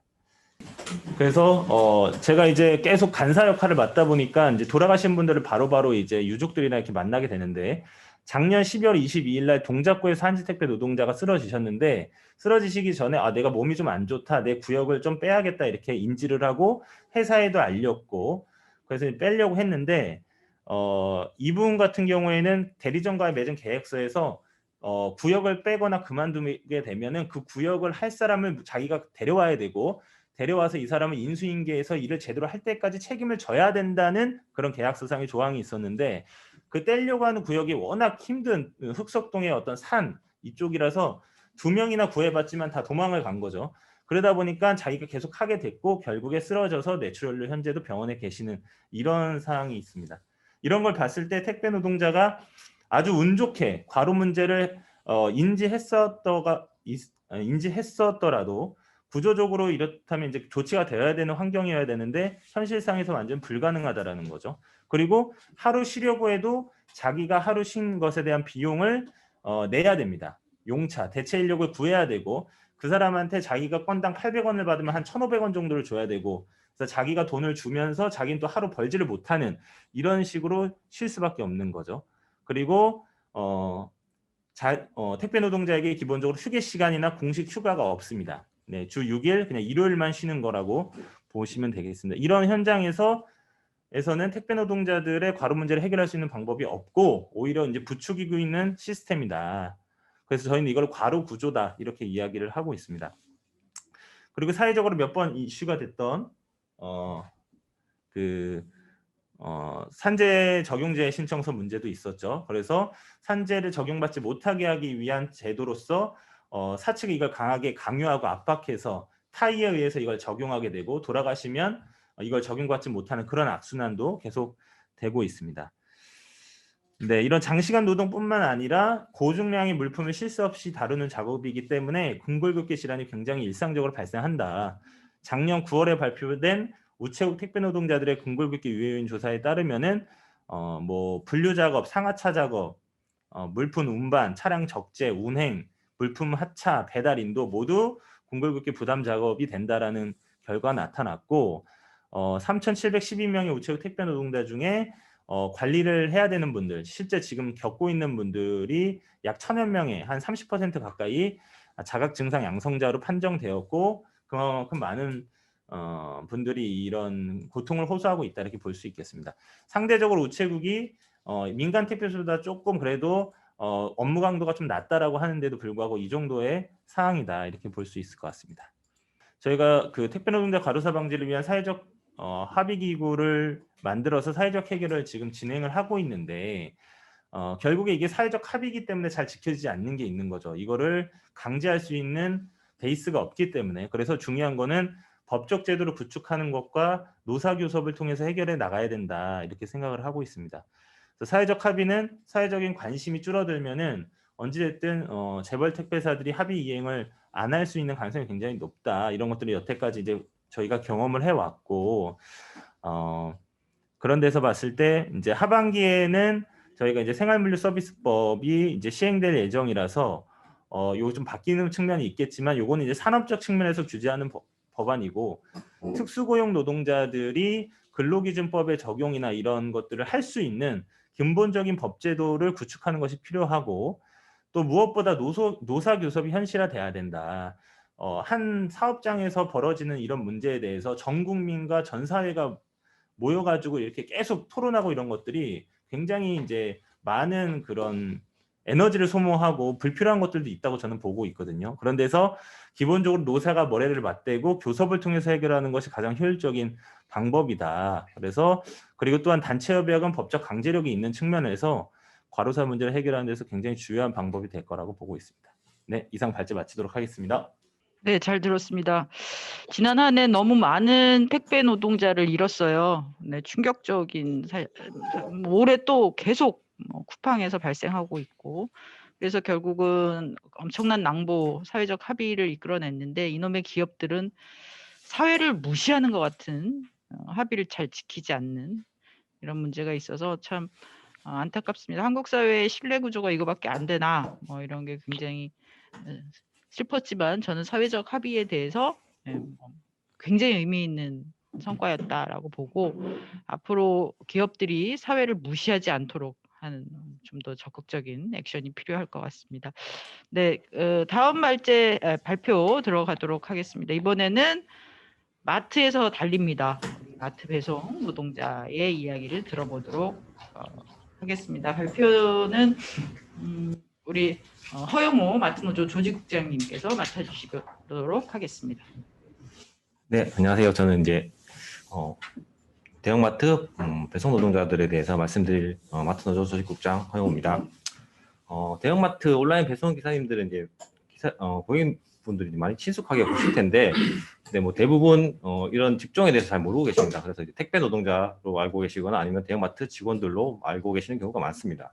근데 사실은 이분들은 이제 특수고용 노동자라고 할 수 있고 뭐 개인 사업자로 지금 분류되어 있는데, 고객이 온라인으로 이제 대형마트에 상품을 주문하면 집에까지 배송을 하시고 1인당 하루에 뭐 30건에서 40건 정도 배송 물량이 할당됩니다. 그래서 정해진 시간 안에 고객에게 배달을 해야 되는 거죠.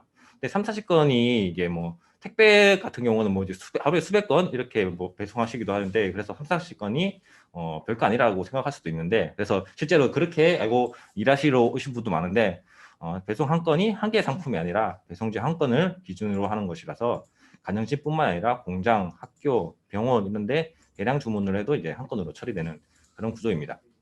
그래서 출퇴근 시간이 뭐 명확하게 있거나 이러지는 않지만은 대형마트가 제시한 배송 시간에 맞춰서 배송을 해야 되고, 그렇게 하려면 하루에 10시간을 배송 일을 해야 합니다. 별도의 휴게 시간도 없고, 그렇기 때문에 빠르게 배송을 끝나고 쉬어야 하고, 휴게실도 부족하기 때문에 뭐 차에서 쉬는 게 비일비재 않은 형편입니다. 더군다나 주휴일 근무이기 때문에 절대적인 휴식 시간도 많이 부족합니다. 아파서 쉬려고 해도 이제 자기 대신 일할 용차를 구해서 쉬어야 됩니다. 이 용차비가 하루 평균 급여를 넘어서기 때문에 넘어서고 구하기도 쉽지 않기 때문에 웬만큼 아프지 않은 이상 참고 일할 수밖에 없는 그런 구조입니다. 대형마트를 위해서 이제 배송을 일을 하는 노동자의 의미 분명하지만, 대형마트는 직접 고용하지 않고 중간에 운송사를 두고 운송사가 위스탁 계약을 맺는 형식으로 일하는 개인 사업자이기 때문에 노동자의 권리는 보장받지 못하고 있고, 또한 1년 단위로 계약하기 때문에 대형마트와 운송사의 갑질에 고용 불안에 시달리고 있는 상황입니다. 작년 초에 그 코로나19가 심각해지면서 대형마트의 온라인 주문은 폭증했습니다. 밖으로 나오기 꺼려하는 사람들이 온라인으로 주문이 많이 했고, 상품을 받으려면 3-4일 대기해야 되는 일이 많이 발생했습니다. 그래서 배송기사님들은 아침에 출근해서 밤늦게까지 배송을 해야 했고, 쉴 틈도 없이 다음날 아침에 다시 출근하는 이런 일들이 반복되었습니다. 그래서 아침 일찍 출근해서 11시가 넘어서 끝나는 일이 허다했습니다. 출발하는 시간이라도 좀 보장해 주거나 했으면 좀 줄어들 수 있을 텐데, 상품을 실는 피커들도 가부가 걸려서 상품은 제때 나오지도 못했고, 근무 시간이 더 늘어나는 그런 악순환이 계속되었고, 개선을 요구했지만은 대형마트들은 별 관심이 없고, 지원 몇 명 더 붙였을 뿐 별다른 대책이 나오지 않았습니다. 그나마 피커는 직고용 직원이라서 연장 수당도 받고 휴무일도 보장됐지만, 온라인 배송기사는 개인 사업자라서 아무런 보호도 받지 못하고 있었습니다. 이 건 아까 말씀드렸다시피 한 건이 하나의 물품이 아니라 보니까 배송 물량도 많이 늘었습니다. 상품 개수가 많이 늘어났을 뿐만 아니라 쌀, 생수, 음료 같은 무거운 생필품 주문도 늘어났는데 무게 제한이 거의 없습니다. 그래서 배송기사 혼자서 무거운 중량물을 감당해야 했고, 그렇지 않아도 제한 없는 중량물로 인해 배송기사들은 대부분 공급계 질환을 겪고 있는 형편입니다. 아래 사진을 보시면 이게 다 한 건입니다. 밑에 수박 보시면 어마무시한데 이게 20개인가 그렇거든요. 그래도 이게 한 건으로 처리됩니다. 이렇게 받는 수수료가 한 건당 2,000원에서 2,500원 이 정도입니다. 네, 또 내려주세요. 네, 온라인 배송 기사들은 원래 이제 원칙상 고객들과 대면을 해서 상품을 확인하고 배송하는 게 원칙입니다. 코로나19로 인해서 좀 덜하긴 했지만은 원칙이 그렇기 때문에 고객이 원하면 대면을 해야 됩니다. 그렇지 않으면 컴플레인이 걸릴 수 있습니다. 그리고 여러 곳을 다니면 불특정 다수를 만나는 업무 특성이 있기 때문에 이 배송 기사님들은 이 감염 위험도 높고, 만약에 감염이 된다면 전파가 될 수 있기 때문에 신경을 써야 하지만 현실은 전혀 그렇지 못한 상황입니다. 또 자가격리자나 확진자에게 지원되는 물품이 있습니다. 이런 부분들을 대형마트에서 배송해 가는 경우가 많습니다. 이럴 경우에 배송기사들의 안전에 더욱 신경도 써야 되는데 배송기사들은 아무런 정보도 없이 갔다가 상황을 인지하고 마트 얘기해도 마트에서는 아무런 매뉴얼이나 보호 대책이 없어서 기사가 알아서 처리하게 합니다. 그리고 요새는 어디 가나 이제 발열 체크는 기본으로 하고 마트에서도 고객들에게 발열 체크를 하지만 배송기사는 예외적인 상황입니다. 출근해서 알아서 체온 체크하고 심지어 체온계가 고장났다고 교체 요구해도 계속 발치되고 있는 상황입니다. 마스크도 제때 지급되지 않고 그때그때 그리고 휴게실도 제대로 없거나 좁아서 거리두기는 할 수도 없습니다. 네, 지난 12월에 한 온라인 배송 기사가 코로나 검사를 받았습니다. 확진자랑 바로 접촉한 것이 아니라 당장 검사 대상은 아니었지만 그리고 이틀 동안 일을 하지 못할 것에 대해 걱정이 해서 되었지만 운송사에서 받으라고 했고 예방 차원에서 검사를 받았습니다. 그런데 그달 경세서에 용차비가 73만 4천 원이 청구되었습니다. 운송사에서 하루 13만 원 정도 본 노동자에게 코로나 검사 받은 이틀 용차비를 70만 원께 부과한 것입니다. 다행히 노동자에 나서서 이런 부당한 용차비는 다시 돌려받았지만은 이를 사례는 온라인 배송 기사들에 대한 보호가 전혀 없음을 보여주는 것입니다. 네, 내려주십시오. 네. 노동조합에서는 대형마트 측에 수차례 환경 개선을 요구했지만 대형마트는 자기 직원이 아니라고 해서 무응답으로 일관하고 있습니다. 운송사들은 자기들이 할 수 있는 게 없다고 하고 배송기사들은 일을 하다 다치면 아무도 책임지지 않습니다. 배송기사가 모든 것을 감당해야 하고 병원비에 용차비에까지 본인이 부담해야 됩니다. 용차비 부담에 치료가 덜 끝난 채로 일하다가 다시 수술해야 해서 더 많은 병원비와 용차비가 부담되게 되기도 합니다. 작년 11월 롯데마트 배송기사 한 분이 배송을 하다 돌아가시는 일이 발생했습니다. 하지만 지금까지 롯데마트나 운송사는 아무런 사과나 보상도 하지 않고 있습니다. 유족들은 이제 겨우 산재 신청을 했습니다. 하지만 대형마트 온라인 배송기사들은 산재 적용 대상에 포함되어 있지 않아 그 문턱을 넘는 일부터 시작해야 됩니다. 대형마트가 온라인 사업을 확장하면서 온라인 배송기사들은 계속해서 늘어나고 있습니다. 현재 대형마트 3사만 해도 이제 5천 명이 넘으며 계속해서 증가할 것입니다. 하지만 이들은 여전히 복가 사회의 안정망에 사각지대에 있습니다. 이미 우리 사회의 필수적인 노동자로 자리 잡은 온라인 배송 기사들에게 복가 사회적 보호는 반드시 필요합니다. 깔끔하게 아주 깔끔하게 정리해 주셨습니다. 저는 작년에 택배 우리 노동자들 막 사망하시고 지금 쿠팡도 뭐 막 그러고 있어가지고 아 큰일 났다 이 빨리 문제 해결해야겠다 이런 생각을 하고 있었는데 갑자기 이 쓱 배송 또 이제 마켓 컬리 뭐 이런 것들이 이제 있다라는 생각을 하면서 아 이분들은 노조도 없고 드러나지도 못하고 막 이제 이런 걱정 되게 많이 했었는데 이제 그쪽에서도 노조가 만들어지고 있고 사회적으로 문제 제기를 시작을 하신 것 같아요. 그래서 빨리 노조가 좀 확대돼서 우리 택배 노동자들처럼 가열차게 싸우실 수 있으면 좋겠다라는 말씀드리면서 이번에는 또 달리는 교통 분야에 또 그것을 포함한 물류 분야의 문제를 좀 얘기해 주시도록 하겠습니다. 우리 수열 공공운수노조 정책국장님 모시도록 하겠습니다. 네, 공공운수노조 정책국장 수열입니다. 혹시 지금 제 화면이 공유가 될까요? 저는 오늘 코로나19와 운수노동자에 관해서 말씀드릴 건데요. 크게 세 가지로 말씀드리겠습니다. 첫 번째로는 감염 위험에 관한 내용이고요. 두 번째로는 노동 강도의 문제, 세 번째로는 대중교통이나 여객의 이용에 관한 문제에 대해서 말씀드리겠습니다. 첫 번째는 감염 위험 문제인데요. 네, 초기에 코로나 사업장 대응 지침을 보면은 주로 특정한 한 사업장 내에 감염이나 전파를 예방하는 데 초점이 맞춰져 있다 보니까 여러 장소를 순회하고 불특정 다수를 접촉하는 배송 노동자 관련한 지침은 부재했습니다. 그래서 DHL이나 FedEx, 이제 국제 특송이라고 부르는 노동자들인데요. 의약품이나 의료용품도 배송을 합니다. 그래서 별도의 지침이 없어서 감염 우려가 있는 병원 내부를 그냥 배회하는 상황들이 계속 나타나기도 했었습니다. 우체국 같은 경우는 이제 뭐 여러 가지 물품들을 배송을 하시는데 이 집배원들 같은 경우는 등기가 가장 큰 문제입니다. 택배는 지금 이제 비대면 배달이 가능해졌지만 등기는 우편법 때문에 대면 배달이 원칙입니다. 그러다 보니까 배달을 받는 사람과 밀접한 접촉이 계속 반복될 수밖에 없고 등기 수령하면 우리가 보통 이제 PDA에다가 서명을 하지 않습니까? 그래서 PDA나 펜을 전달하고 받는 일이 반복이 되고 있습니다. 국세기본법에 따라서 50만 원 미만 고지서는 일반 우편으로도 보낼 수 있는데 관공서에서는 대부분 그냥 납세고지서를 등기로 발송을 하고 있습니다. 작년 9월에 우편법 시행령이 개정되긴 했지만 특별재난지역으로 지정이 돼야지만 등기는 비대면 배달할 수가 있어서 여전히 감염 우려가 있는 상황입니다. 아까도 뭐 언급이 나왔었지만 물류센터 집단 감염 문제인데요. 작년 5월 23일에 쿠팡 부천 물류센터에서 일하는 포장라인 근무자가 첫 확진자로 판정이 됐습니다. 그리고 쿠팡에는 24일 통보가 됐는데요. 24일 쿠팡은 2층과 엘리베이터 소독만 하고 3시간 후에 2층에 업무를 재개했습니다. 이때 집단 조회를 하기도 했고요. 그러다가 25일에 2명이 추가 확진됐고요. 또 오후 7시에서야 사람들이 집합시킨 후에 센터 폐쇄를 공지를 했습니다.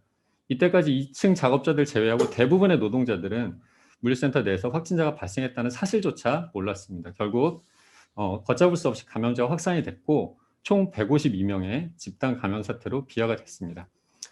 일단 원인을 보자면은 위에 사진 보시면은 식당 앞에서 이제 줄지어 서 있는 모습이랑 비좁은 라커룸 사진을 보실 수 있는데요. 일단 신선식품을 취급하는 물류센터다 보니까 개방식 환기가 불가능하다라는 구조적 난점이 있습니다. 근데 이것보다도 쿠팡의 엉성한 방역이 더 문제였습니다. 그래서 요거는 당시 실태조사 때 노동자들이 증언을 한 내용인데요. 서로 등이 닿을 정도로 비좁게 일했다는 내용, 밀접한 근무 환경을 확인할 수 있죠. 또 확진자 발생 후에 마스크만 끼면 문제 없으니까 일하라 라고 지시를 했다는 거. 그리고 사실 다른 층 근무자에게는 알리지도 않았습니다. 냉동시설이 있는 곳에서 일을 하시는데 개별 작업복이나 작업화를 제공하지 않아서 노동자는 땀에 절은 작업용품을 돌려 사용을 했습니다. 그리고 초기에 경기도 방역당국에서 조사를 하면서 명단을 제출하라고 했는데 제때 제공하지 않았다는 지적도 나왔었죠. 지금은 제대로 방역하고 있다고 하지만 방역 물품도 부족하고 보여주기식에 불과하다는 지적이 끊이지 않고 있습니다. 보다 근본적으로는 이들의 고용 구조가 매우 불안정하다는 것입니다. 부천센터에서 일하는 4,000명 가까운 노동자 중에 보시는 것처럼 정규직은 98명, 2.5%에 불과합니다. 계약이 연장되려면 그리고 정규직으로 전환되려면 스스로를 돌볼 새 없이 일해야 되고 마스크는 땀에 절어서 소용도 없어집니다. 오른쪽 그림을 보시면은 최초 접촉자랑 밀접 접촉했던 분인데 당시에는 밀접 접촉자로 분류가 안 돼 있다가 나중에 확진된 노동자의 작업 동선인데요. 최초 확진자와 동선이 겹치는 것은 물론 여러 층, 여러 공간을 다닌 것을 볼 수 있습니다. 이렇게 다닥다닥 붙어 일하는 사람들은 주로 하루 단위로 계약하는 일용직들이에요. 그날 센터에서 일했다는 기록은 있지만 이 사람이 어디서 일했는지는 기록조차 남지 않습니다. 그렇기 때문에 추적조차 안 되는 이런 상황들이 벌어졌고 집단감염 사태로 비화된 것이죠. 두 번째로는 이제 노동 강도 문제인데요. 우체국 같은 경우 말씀드리겠습니다. 민간 택배랑 마찬가지로 우체국 택배 물량도 많이 증가했습니다. 그중에는 무겁고 부피가 큰 물량도 많았죠. 사진 보시면은 고부피 소포 우편물들이 오토바이 이렇게 쌓여 있는 거를 보실 수 있는데요. 이 정도면 도로교통법 위반입니다. 후사경으로 뒤를 확인할 수 없을 정도이기 때문에. 그리고 사실 이름은 소포인데 소형 포장이 아니죠. 대형 포장 물품들이 많이 들어왔습니다. 그래서 그 우체국 택배 물량의 평균 10.6% 전년 대비 증가를 한 것, 그리고 이제 수도권 주요 우체국들을 보시면은 A 우체국 같은 경우는 고중량 물량만 188%, 그러니까 3배 가까이 증가했다라는 것을 확인하실 수 있습니다. 인력은 부족하고 다루기 힘든 물량은 늘고 노동 시간이 늘어났죠. 그래서 작년에만 해도 19분의 집배원이 사망하신 일이 있었습니다. 요거는 이제 쿠팡 친구, 보통 이제 전엔 쿠팡 메인이라고 알려졌던 쿠팡 배송 노동자들의 배송 관리 시스템 기록인데요. 한 쿠팡 노동자의 배송 기록을 보시면은 첫 배송부터 마지막 배송까지 약 8시간 정도 걸렸는데요. 배송 간격이 10분을 초과하는 경우만 세어보면 딱 4번밖에 없습니다. 간격이 가장 긴 경우가 16분이죠. 그러니까 배송 간격이라는 거는 다른 장소로 이동하는 시간까지 포함되기 때문에 실제는 휴게 시간을 전혀 쓸 수 없다라는 얘기죠. 이게 19년도니까 코로나로 물량이 늘어난 지금은 상황이 훨씬 더 심각하다고 볼 수 있습니다. 그러다 보니까 쿠팡 노동자들의 사망이 끊이지 않고 있습니다. 작년 3월부터 지금까지 8명의 노동자 사망을 했어요. 배송 노동자 3명, 관리자 1명, 물류센터 근무자 3명, 물류센터 조리원 1명입니다. 그러니까 물량이 늘어나는데 이제 일반 택배랑은 다르게 쿠팡 같은 경우는 배송 시간이 제한이 있습니다. 예를 들면 야간 배송은 오전 7시 이전에 배송을 완료해야 됩니다. 그러다 보니까 단위 시간당 노동 강도가 엄청나게 올라갈 수밖에 없죠. 그 야간 노동 자체가 사고 위험이 높고 노동자 건강에도 악영향을 준다는 거 잘 알려져 있는데 이 고정적으로 야간 배송하는 노동자들의 건강 문제도 심각합니다. 그리고 앞서 봤듯이 불안정한 고용 구조의 문제도 있죠. 넘어가기 전에 여기 세 번째 보시면은 물류센터 조리보조원 사망 사건이 있는데요. 일반적인 운수 노동자는 아니지만 이걸 한번 좀 살펴볼 필요가 있습니다. 그러니까 배송 물량이 늘다는 거는 물류센터 처리 물량도 늘어난다는 거고 물류센터에서 일하는 구내식당에서 일하시는 노동자들의 업무도 증가한다는 거죠. 그래서 천안물류센터였는데 이제 최근에 이제 구내식당을 확장하기도 했고 배식 횟수도 늘었고 코로나로 인한 소독 업무도 필요했다. 그래서 업무량이 크게 늘었다는 증언이 있습니다. 지금 보시는 도표는 저희 노조 이제 전국 교육공무집본부의 급식조리 조합원들을 대상으로 한 설문조사인데요. 보시면 코로나 사태 이후에 휴식 시간이 짧아졌다. 대부분 급식조리 노동자들이 소독을 한다. 그래서 조리의 소독 업무까지 하는 것이나 코로나 예방 업무 때문에 힘들다. 이렇게 답변을 하고 있는 것을 볼 수 있습니다. 근데 보다 근본적으로 역시 외주와 다단계 하청의 문제가 있습니다.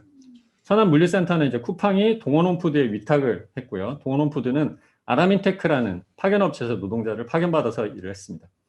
노동자 사망에 대해서 서로 책임을 전가하는 아주 전형적인 죽음의 외주화의 모습을 확인할 수 있습니다. 쿠팡은 산업안전보건법상 도급인으로서 안전보건조치를 했어야 함에도 제대로 하지 않았고 심지어 정부와 관계기관의 역학조사할 때 고인이 사용했던 곳과는 다른 세제를 제시하거나 배합 비율을 다르게 재현하는 등 조사를 방해하기도 했습니다. 그러면서 비판하는 기자, 언론 상대로 소송전을 벌이기도 했죠. 마지막으로 노동강도 관련해서 이제 방역 조치의 갈등인데요. 대중교통 마스크 착용 의무화된 작년 5월부터 8월까지만 통계를 보면은 관련 시비가 생겨서 폭행 접수된 것만 385건, 198건이 기소 의견으로 송치가 됐고 6명이 구속이 됐습니다. 공동체 안전을 위한 노력이 당연히 필요한 거지만 관리 책임이 노동자들에게 전가되면서 피해가 지속되고 있습니다. 마지막으로 여객 수요 감소에 대해서 말씀을 드리겠습니다. 코로나 사태로 잘 아시겠지만 여객 수요가 엄청나게 줄었죠. 아래표를 보시면은 2019년과 20년 전체 대중교통 이용량 흐름을 나타내는데 여기서도 확인하실 수 있습니다.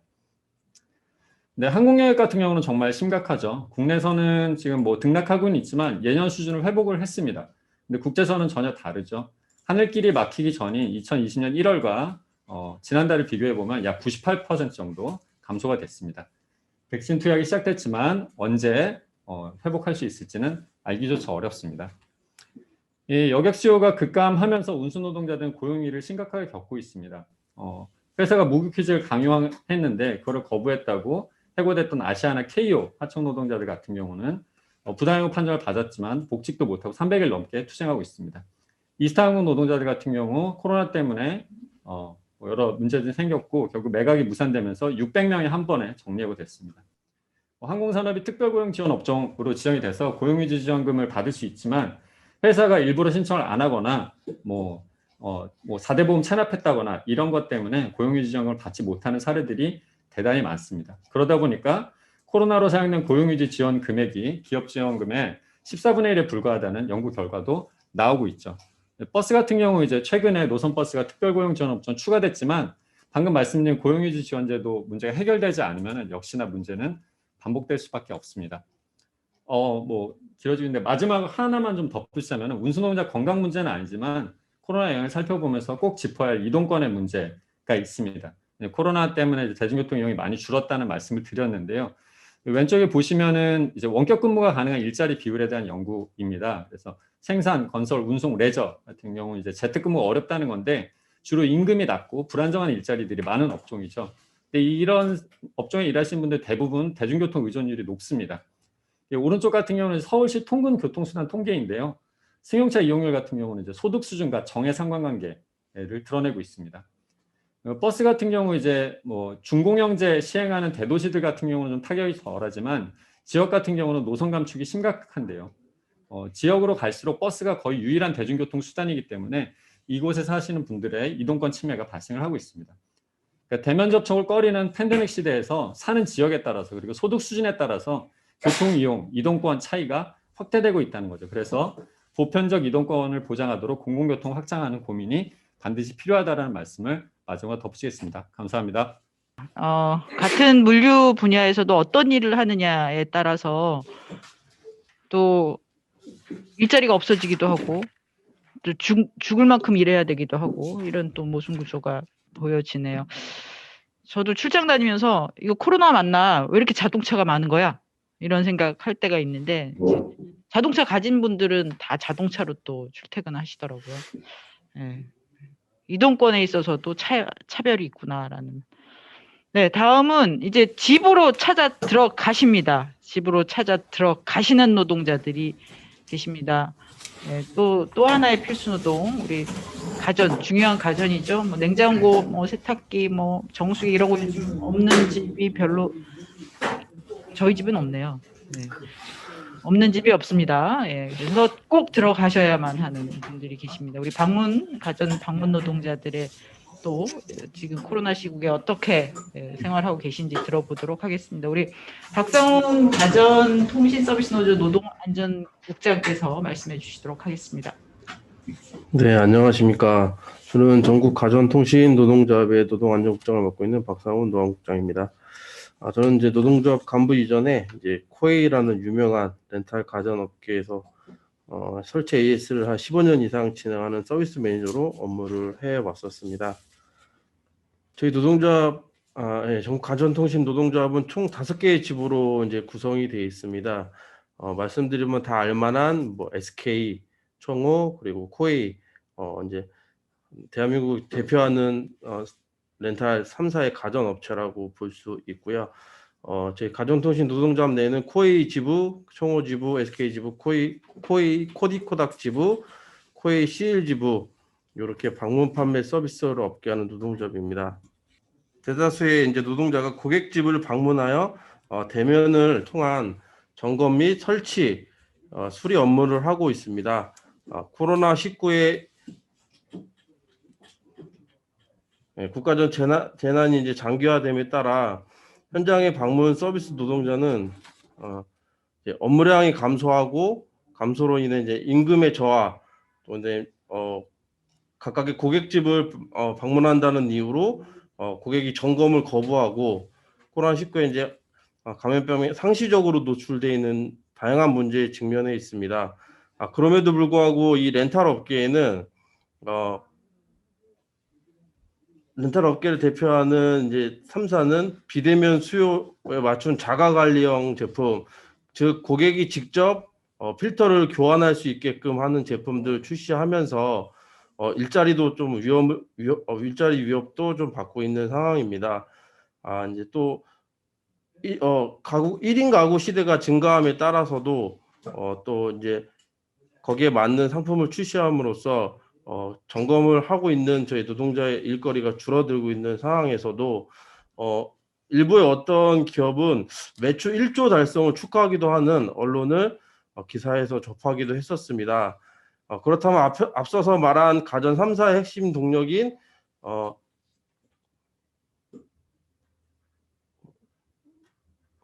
현장 노동자는 회사의 성장 속에서 어떤 대우를 받고 있는지 살펴볼 필요가 있습니다. 우선 현장에서 코로나 관련 실제 사례를 한 가지 예시로 말씀을 좀 드리자면 이제 AS와 정기 점검을 위해 고객집에 방문을 하고 정기 점검을 다 끝마치고 나가려는 순간에 고객이 얘기를 합니다. 본인이 스스로 이제 코로나 확진자 동선이 겹쳤었는데 미안하다, 말하지 못했다. 결국 이 노동자는 특수 고용 노동직에 속해 있다 보니까 자기 자비를 들여서 검사를 받아야 되는 상황이 있었습니다. 이런 상황에서 회사는 어떤 그런 제도적인 장치라는 가이드라인을 전혀 마련하지 않은 상태가 또 있었고요. 또 한 가지 사례는 이미 확진자가 집 안에 들어 있었음에도 불구하고 분리된 공간에 있었다라는 이유만으로 점검을 요구해서 실제 그 집에 가서 점검을 했었던 그런 사례도 있었습니다. 그러니까 저희는 보통 보면 한 달에 200에서 많게는 250집의 고객을 방문하는 노동자로서 슈퍼 전파자가 될 확률이 굉장히 높습니다. 그래서 회사의 주체적이고 명확한 안전 가이드라인이 반드시 또 필요합니다. 또 저희 노동조합 내에는 전속성과 전업성이 높음에도 불구하고 이 점검을 하시는 분들은 개인 사업자로 취급되어지고 있습니다. 그래서 회사의 업무로 인해서 코로나19 확진을 받거나 자가격리를 받는 상황에서는 실질적으로 소당은 전혀 소득을 보장받을 수 없는 것이 지금의 현실입니다. 또 한 가지는 이제 저희 특수고용 노동자로 분류가 되어 있다 보니까 업무상 많이 다치는 사례가 발생하는데 그런 사례에 대해서 조금 말씀을 드리겠습니다. 이제 상기 내용은 이제 조합원이 이제 해당 간부에게 이렇게 많은 일을 하다가 MRI까지 찍어야 되는 상황, 그다음에 목뼈가 튀어나와서 업무를 하기 어려운 상황에도 며칠 쉬고 싶은데 제대로 쉴 수 없는 상황, 그리고 특수고용 노동자라고 분류는 해놨으나 정해져 있는 80계정에 대한 그 기본 계정을 하지 않으면 회사가 업무 해약을 처리합니다. 그래서 쉬지도 못하고 나와서 일을 해야 하는 이런 여러 가지 불합리한 상황에 대해서 문자를 통해서 억울함을 토로했던 그런 사례들도 있었습니다. 이런 이제 문자들을 받고 아무것도 해줄 수 없는 상황에 굉장히 많은 안타까움을 느끼고 있었고요. 그리고 2020년 7월 특수형태 근로자가 산재보험에 이제 적용이 되었습니다. 근데 포함된 직종 중 방문 서비스 노동자도 포함은 돼 있었으나 지금도 이 산재보험이 되고 있는지 적용되고 있는지 본인이 받을 수 있는지도 사실 잘 모르고 있는 상황입니다. 그리고 회사가 산재 가입이 되었다는 이유로 기존의 단체 해상보험을 일방적으로 폐지하였습니다. 같은 회사에 근무하는 정규직 직원과 그리고 비정규직이라는 이유로 정규직 직원은 단체 해상보험을 유지해주고 특수고용노동자는 산재 가입이 된다는 이유로 차별을 좀 받고 있는 상황입니다. 방문 서비스 노동자는 짧게는 2에서 3년, 길게는 15년에서 20년 이상 회사의 성장과 발전을 이제 이루어 왔는데 가전 렌탈 업계의 사업이 사람이 하는 사업으로 이 사업이 사람이 가장 중요하다라는 걸 모르는 사람은 없을 겁니다. 아마 회사만 많이 모르고 있는 상황인 것 같습니다. 포스트 코로나 이후로 이런 불안전한 환경 속에서 일하는 방문 서비스 노동자들을 진정으로 보호하려면 정부 차원의 역할이 중요하다 판단합니다. 고용 형태와 상관없이 적정한 보수와 장시간 노동에서 이제 장시간 노동을 규제하고 안전과 건강에 대한 권리를 보장받을 수 있도록 특수고용 노동자의 노동 3권을 보장하며 단체 교섭을 통해 감염병이라든지 안전의 사각지대에 놓인 방문 서비스 노동자를 보호할 수 있는 대책을 마련해야 될 것 같습니다. 네, 이상입니다. 네, 이 필수 노동자라고 불리우는 분들이 무려 200만 뭐 이렇게 추정이 되고 있는데요. 필수 노동자들은 거의 대부분이 특수고용 노동자네요. 예, 특수고용이 도대체 이게 말도 안 되는. 아니 한 기업만을 위해서 일하고 있는 노동자들이 왜 특수한 사업주입니까? 전혀 이해가 안 되는데요. 네, 여튼 이 노동시장에 뭔가 큰 변화를 좀 가져와야 될 것 같습니다. 마지막입니다. 이제 안 보여요. 네, 목소리만 가지고 승부하시는 분들입니다. 그러나 정보를 특히 공공부문의 정보를 받지 못하면 안 되는 우리 국민들이 있기 때문에 분들이 계시는데 이 콜센터에서 일하시는 분들은 이제 또 어떤 처지에서 공공부문이라서 좀 좋을 것 같아요. 아닌가? 상황을 들어보도록 하겠습니다. 옥초로 건강보험고객센터 지부 정책국장님 모셨습니다. 네, 안녕하십니까. 저는 건강보험 고객센터 지부의 정책국장 옥초로입니다. 그 말씀을 하셔서 간단하게 소개를 드리면 1577에 1000번이라는 전화를 하시면 저희가 함께하는 건강보험 상담사 누구누구입니다. 이렇게 대답을 하는데요.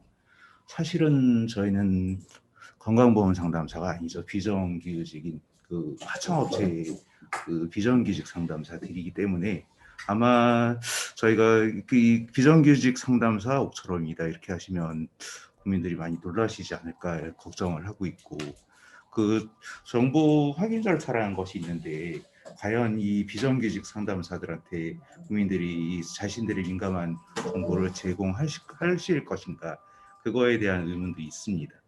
네, 그래서 오늘은 그 콜센터, 저희 건강보험 고객센터 내에 대해서 드리고 싶은 말씀도 많지만 필수 노동자 콜센터 부분을 대표해서 말씀을 드려야 될 것 같아서 일단 설명을 드리겠습니다.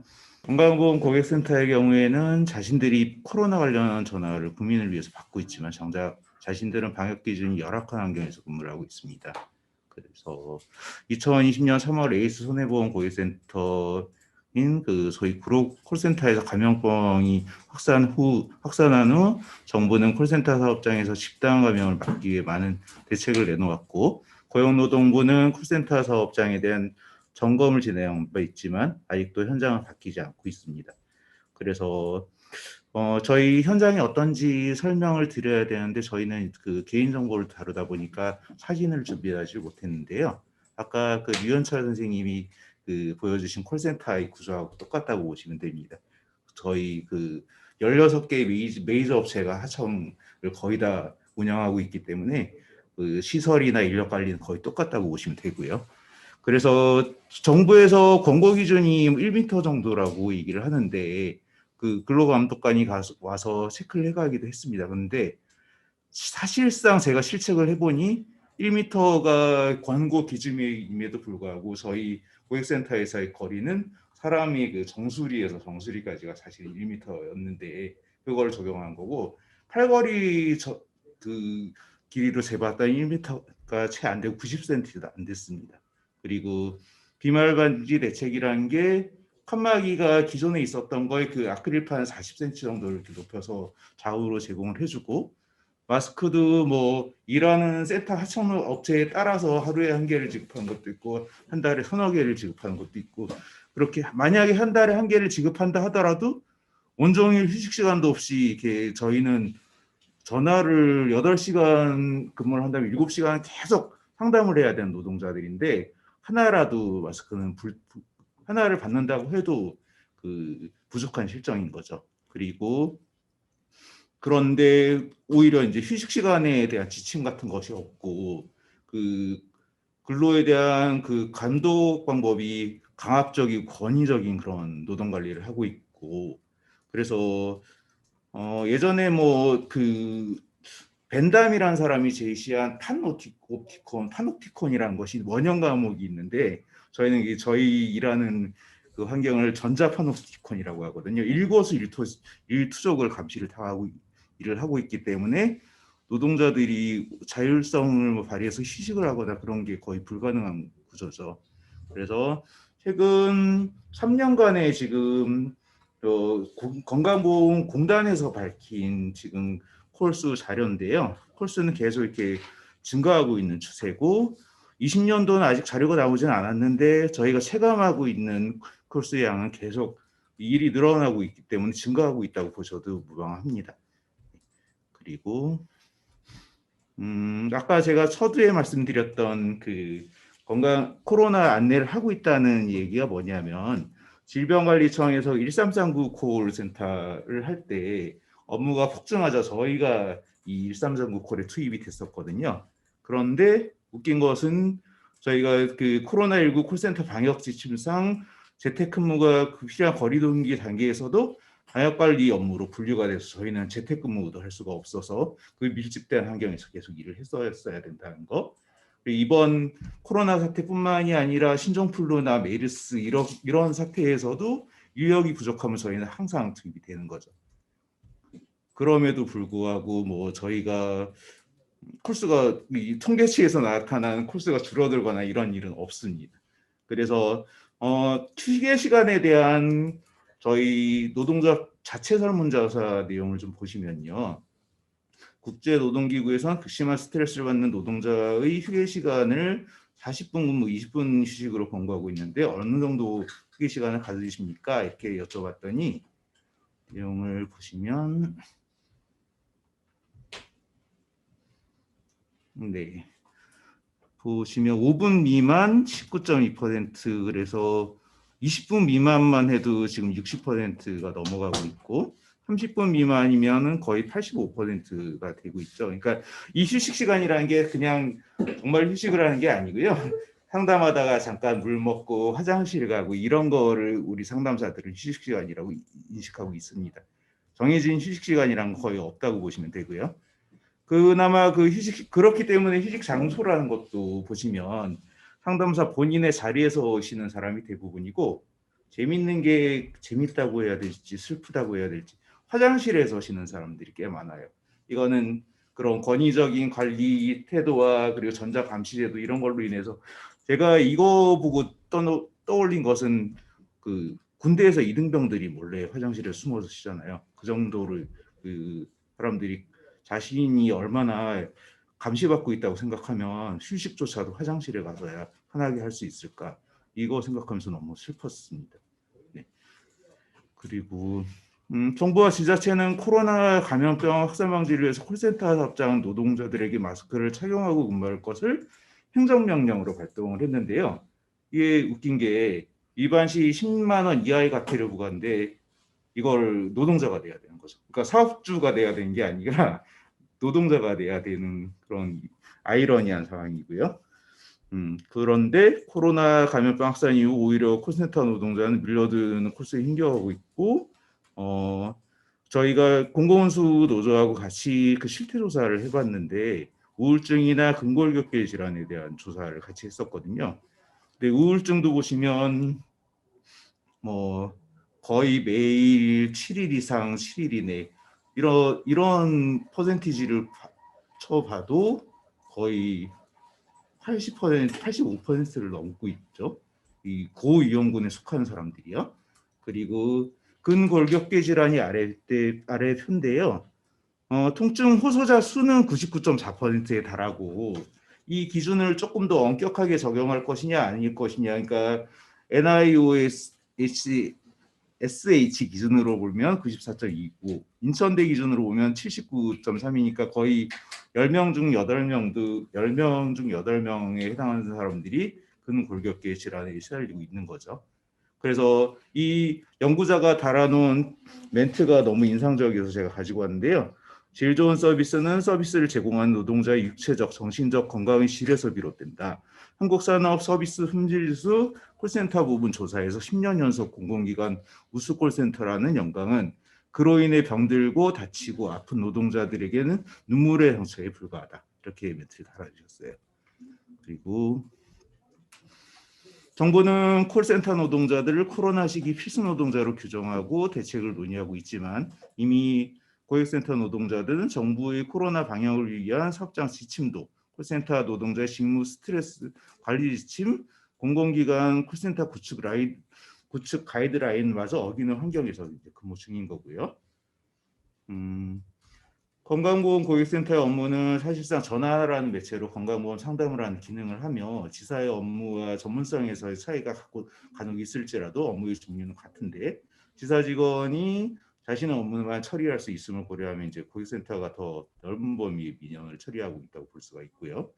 그리고 고객센터에 처리하는 그 민감 정보도 양이나 폭에서 지사 직원이 처리하는 양보다 훨씬 많고, 이런 정보를 민간 하도급체가 관리함으로써 발생하는 문제 역시 단순하게 이제 비용 효과 분석만으로 측정할 수 없는 분야인데, 이런 관리 불실로 인한 비용을 사회적 비용으로 봐야 된다는 거죠.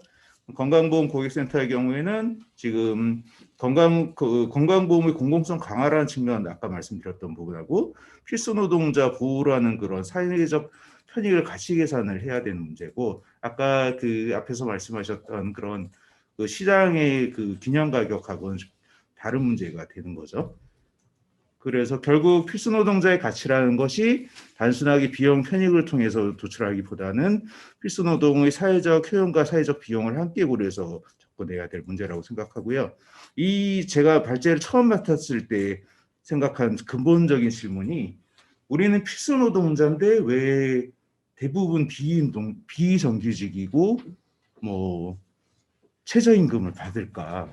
그 질문에서 시작을 한 거거든요. 결국은 희소성의 원리에 따라서 정말 중요한 노동임에도 불구하고 사회적으로 전표가 되고 있는데, 이것은 결국은 사회적 비용을 함께 고려를 해야 되는 문제이고 시장 가격을 통해서 임금이나 뭐 복지 소우나 이런 것들의 문제가 해결돼서는 안 된다고 봅니다. 이상입니다. 마지막 발표까지 마무리가 되었습니다. 콜센터 노동자들, 저는 콜센터 정말 하루 진종일 말씀을 하셔야 되잖아요. 그리고 특히 이제 받는 전화보다 거는 전화, 하루에 한 300통을 거신대요.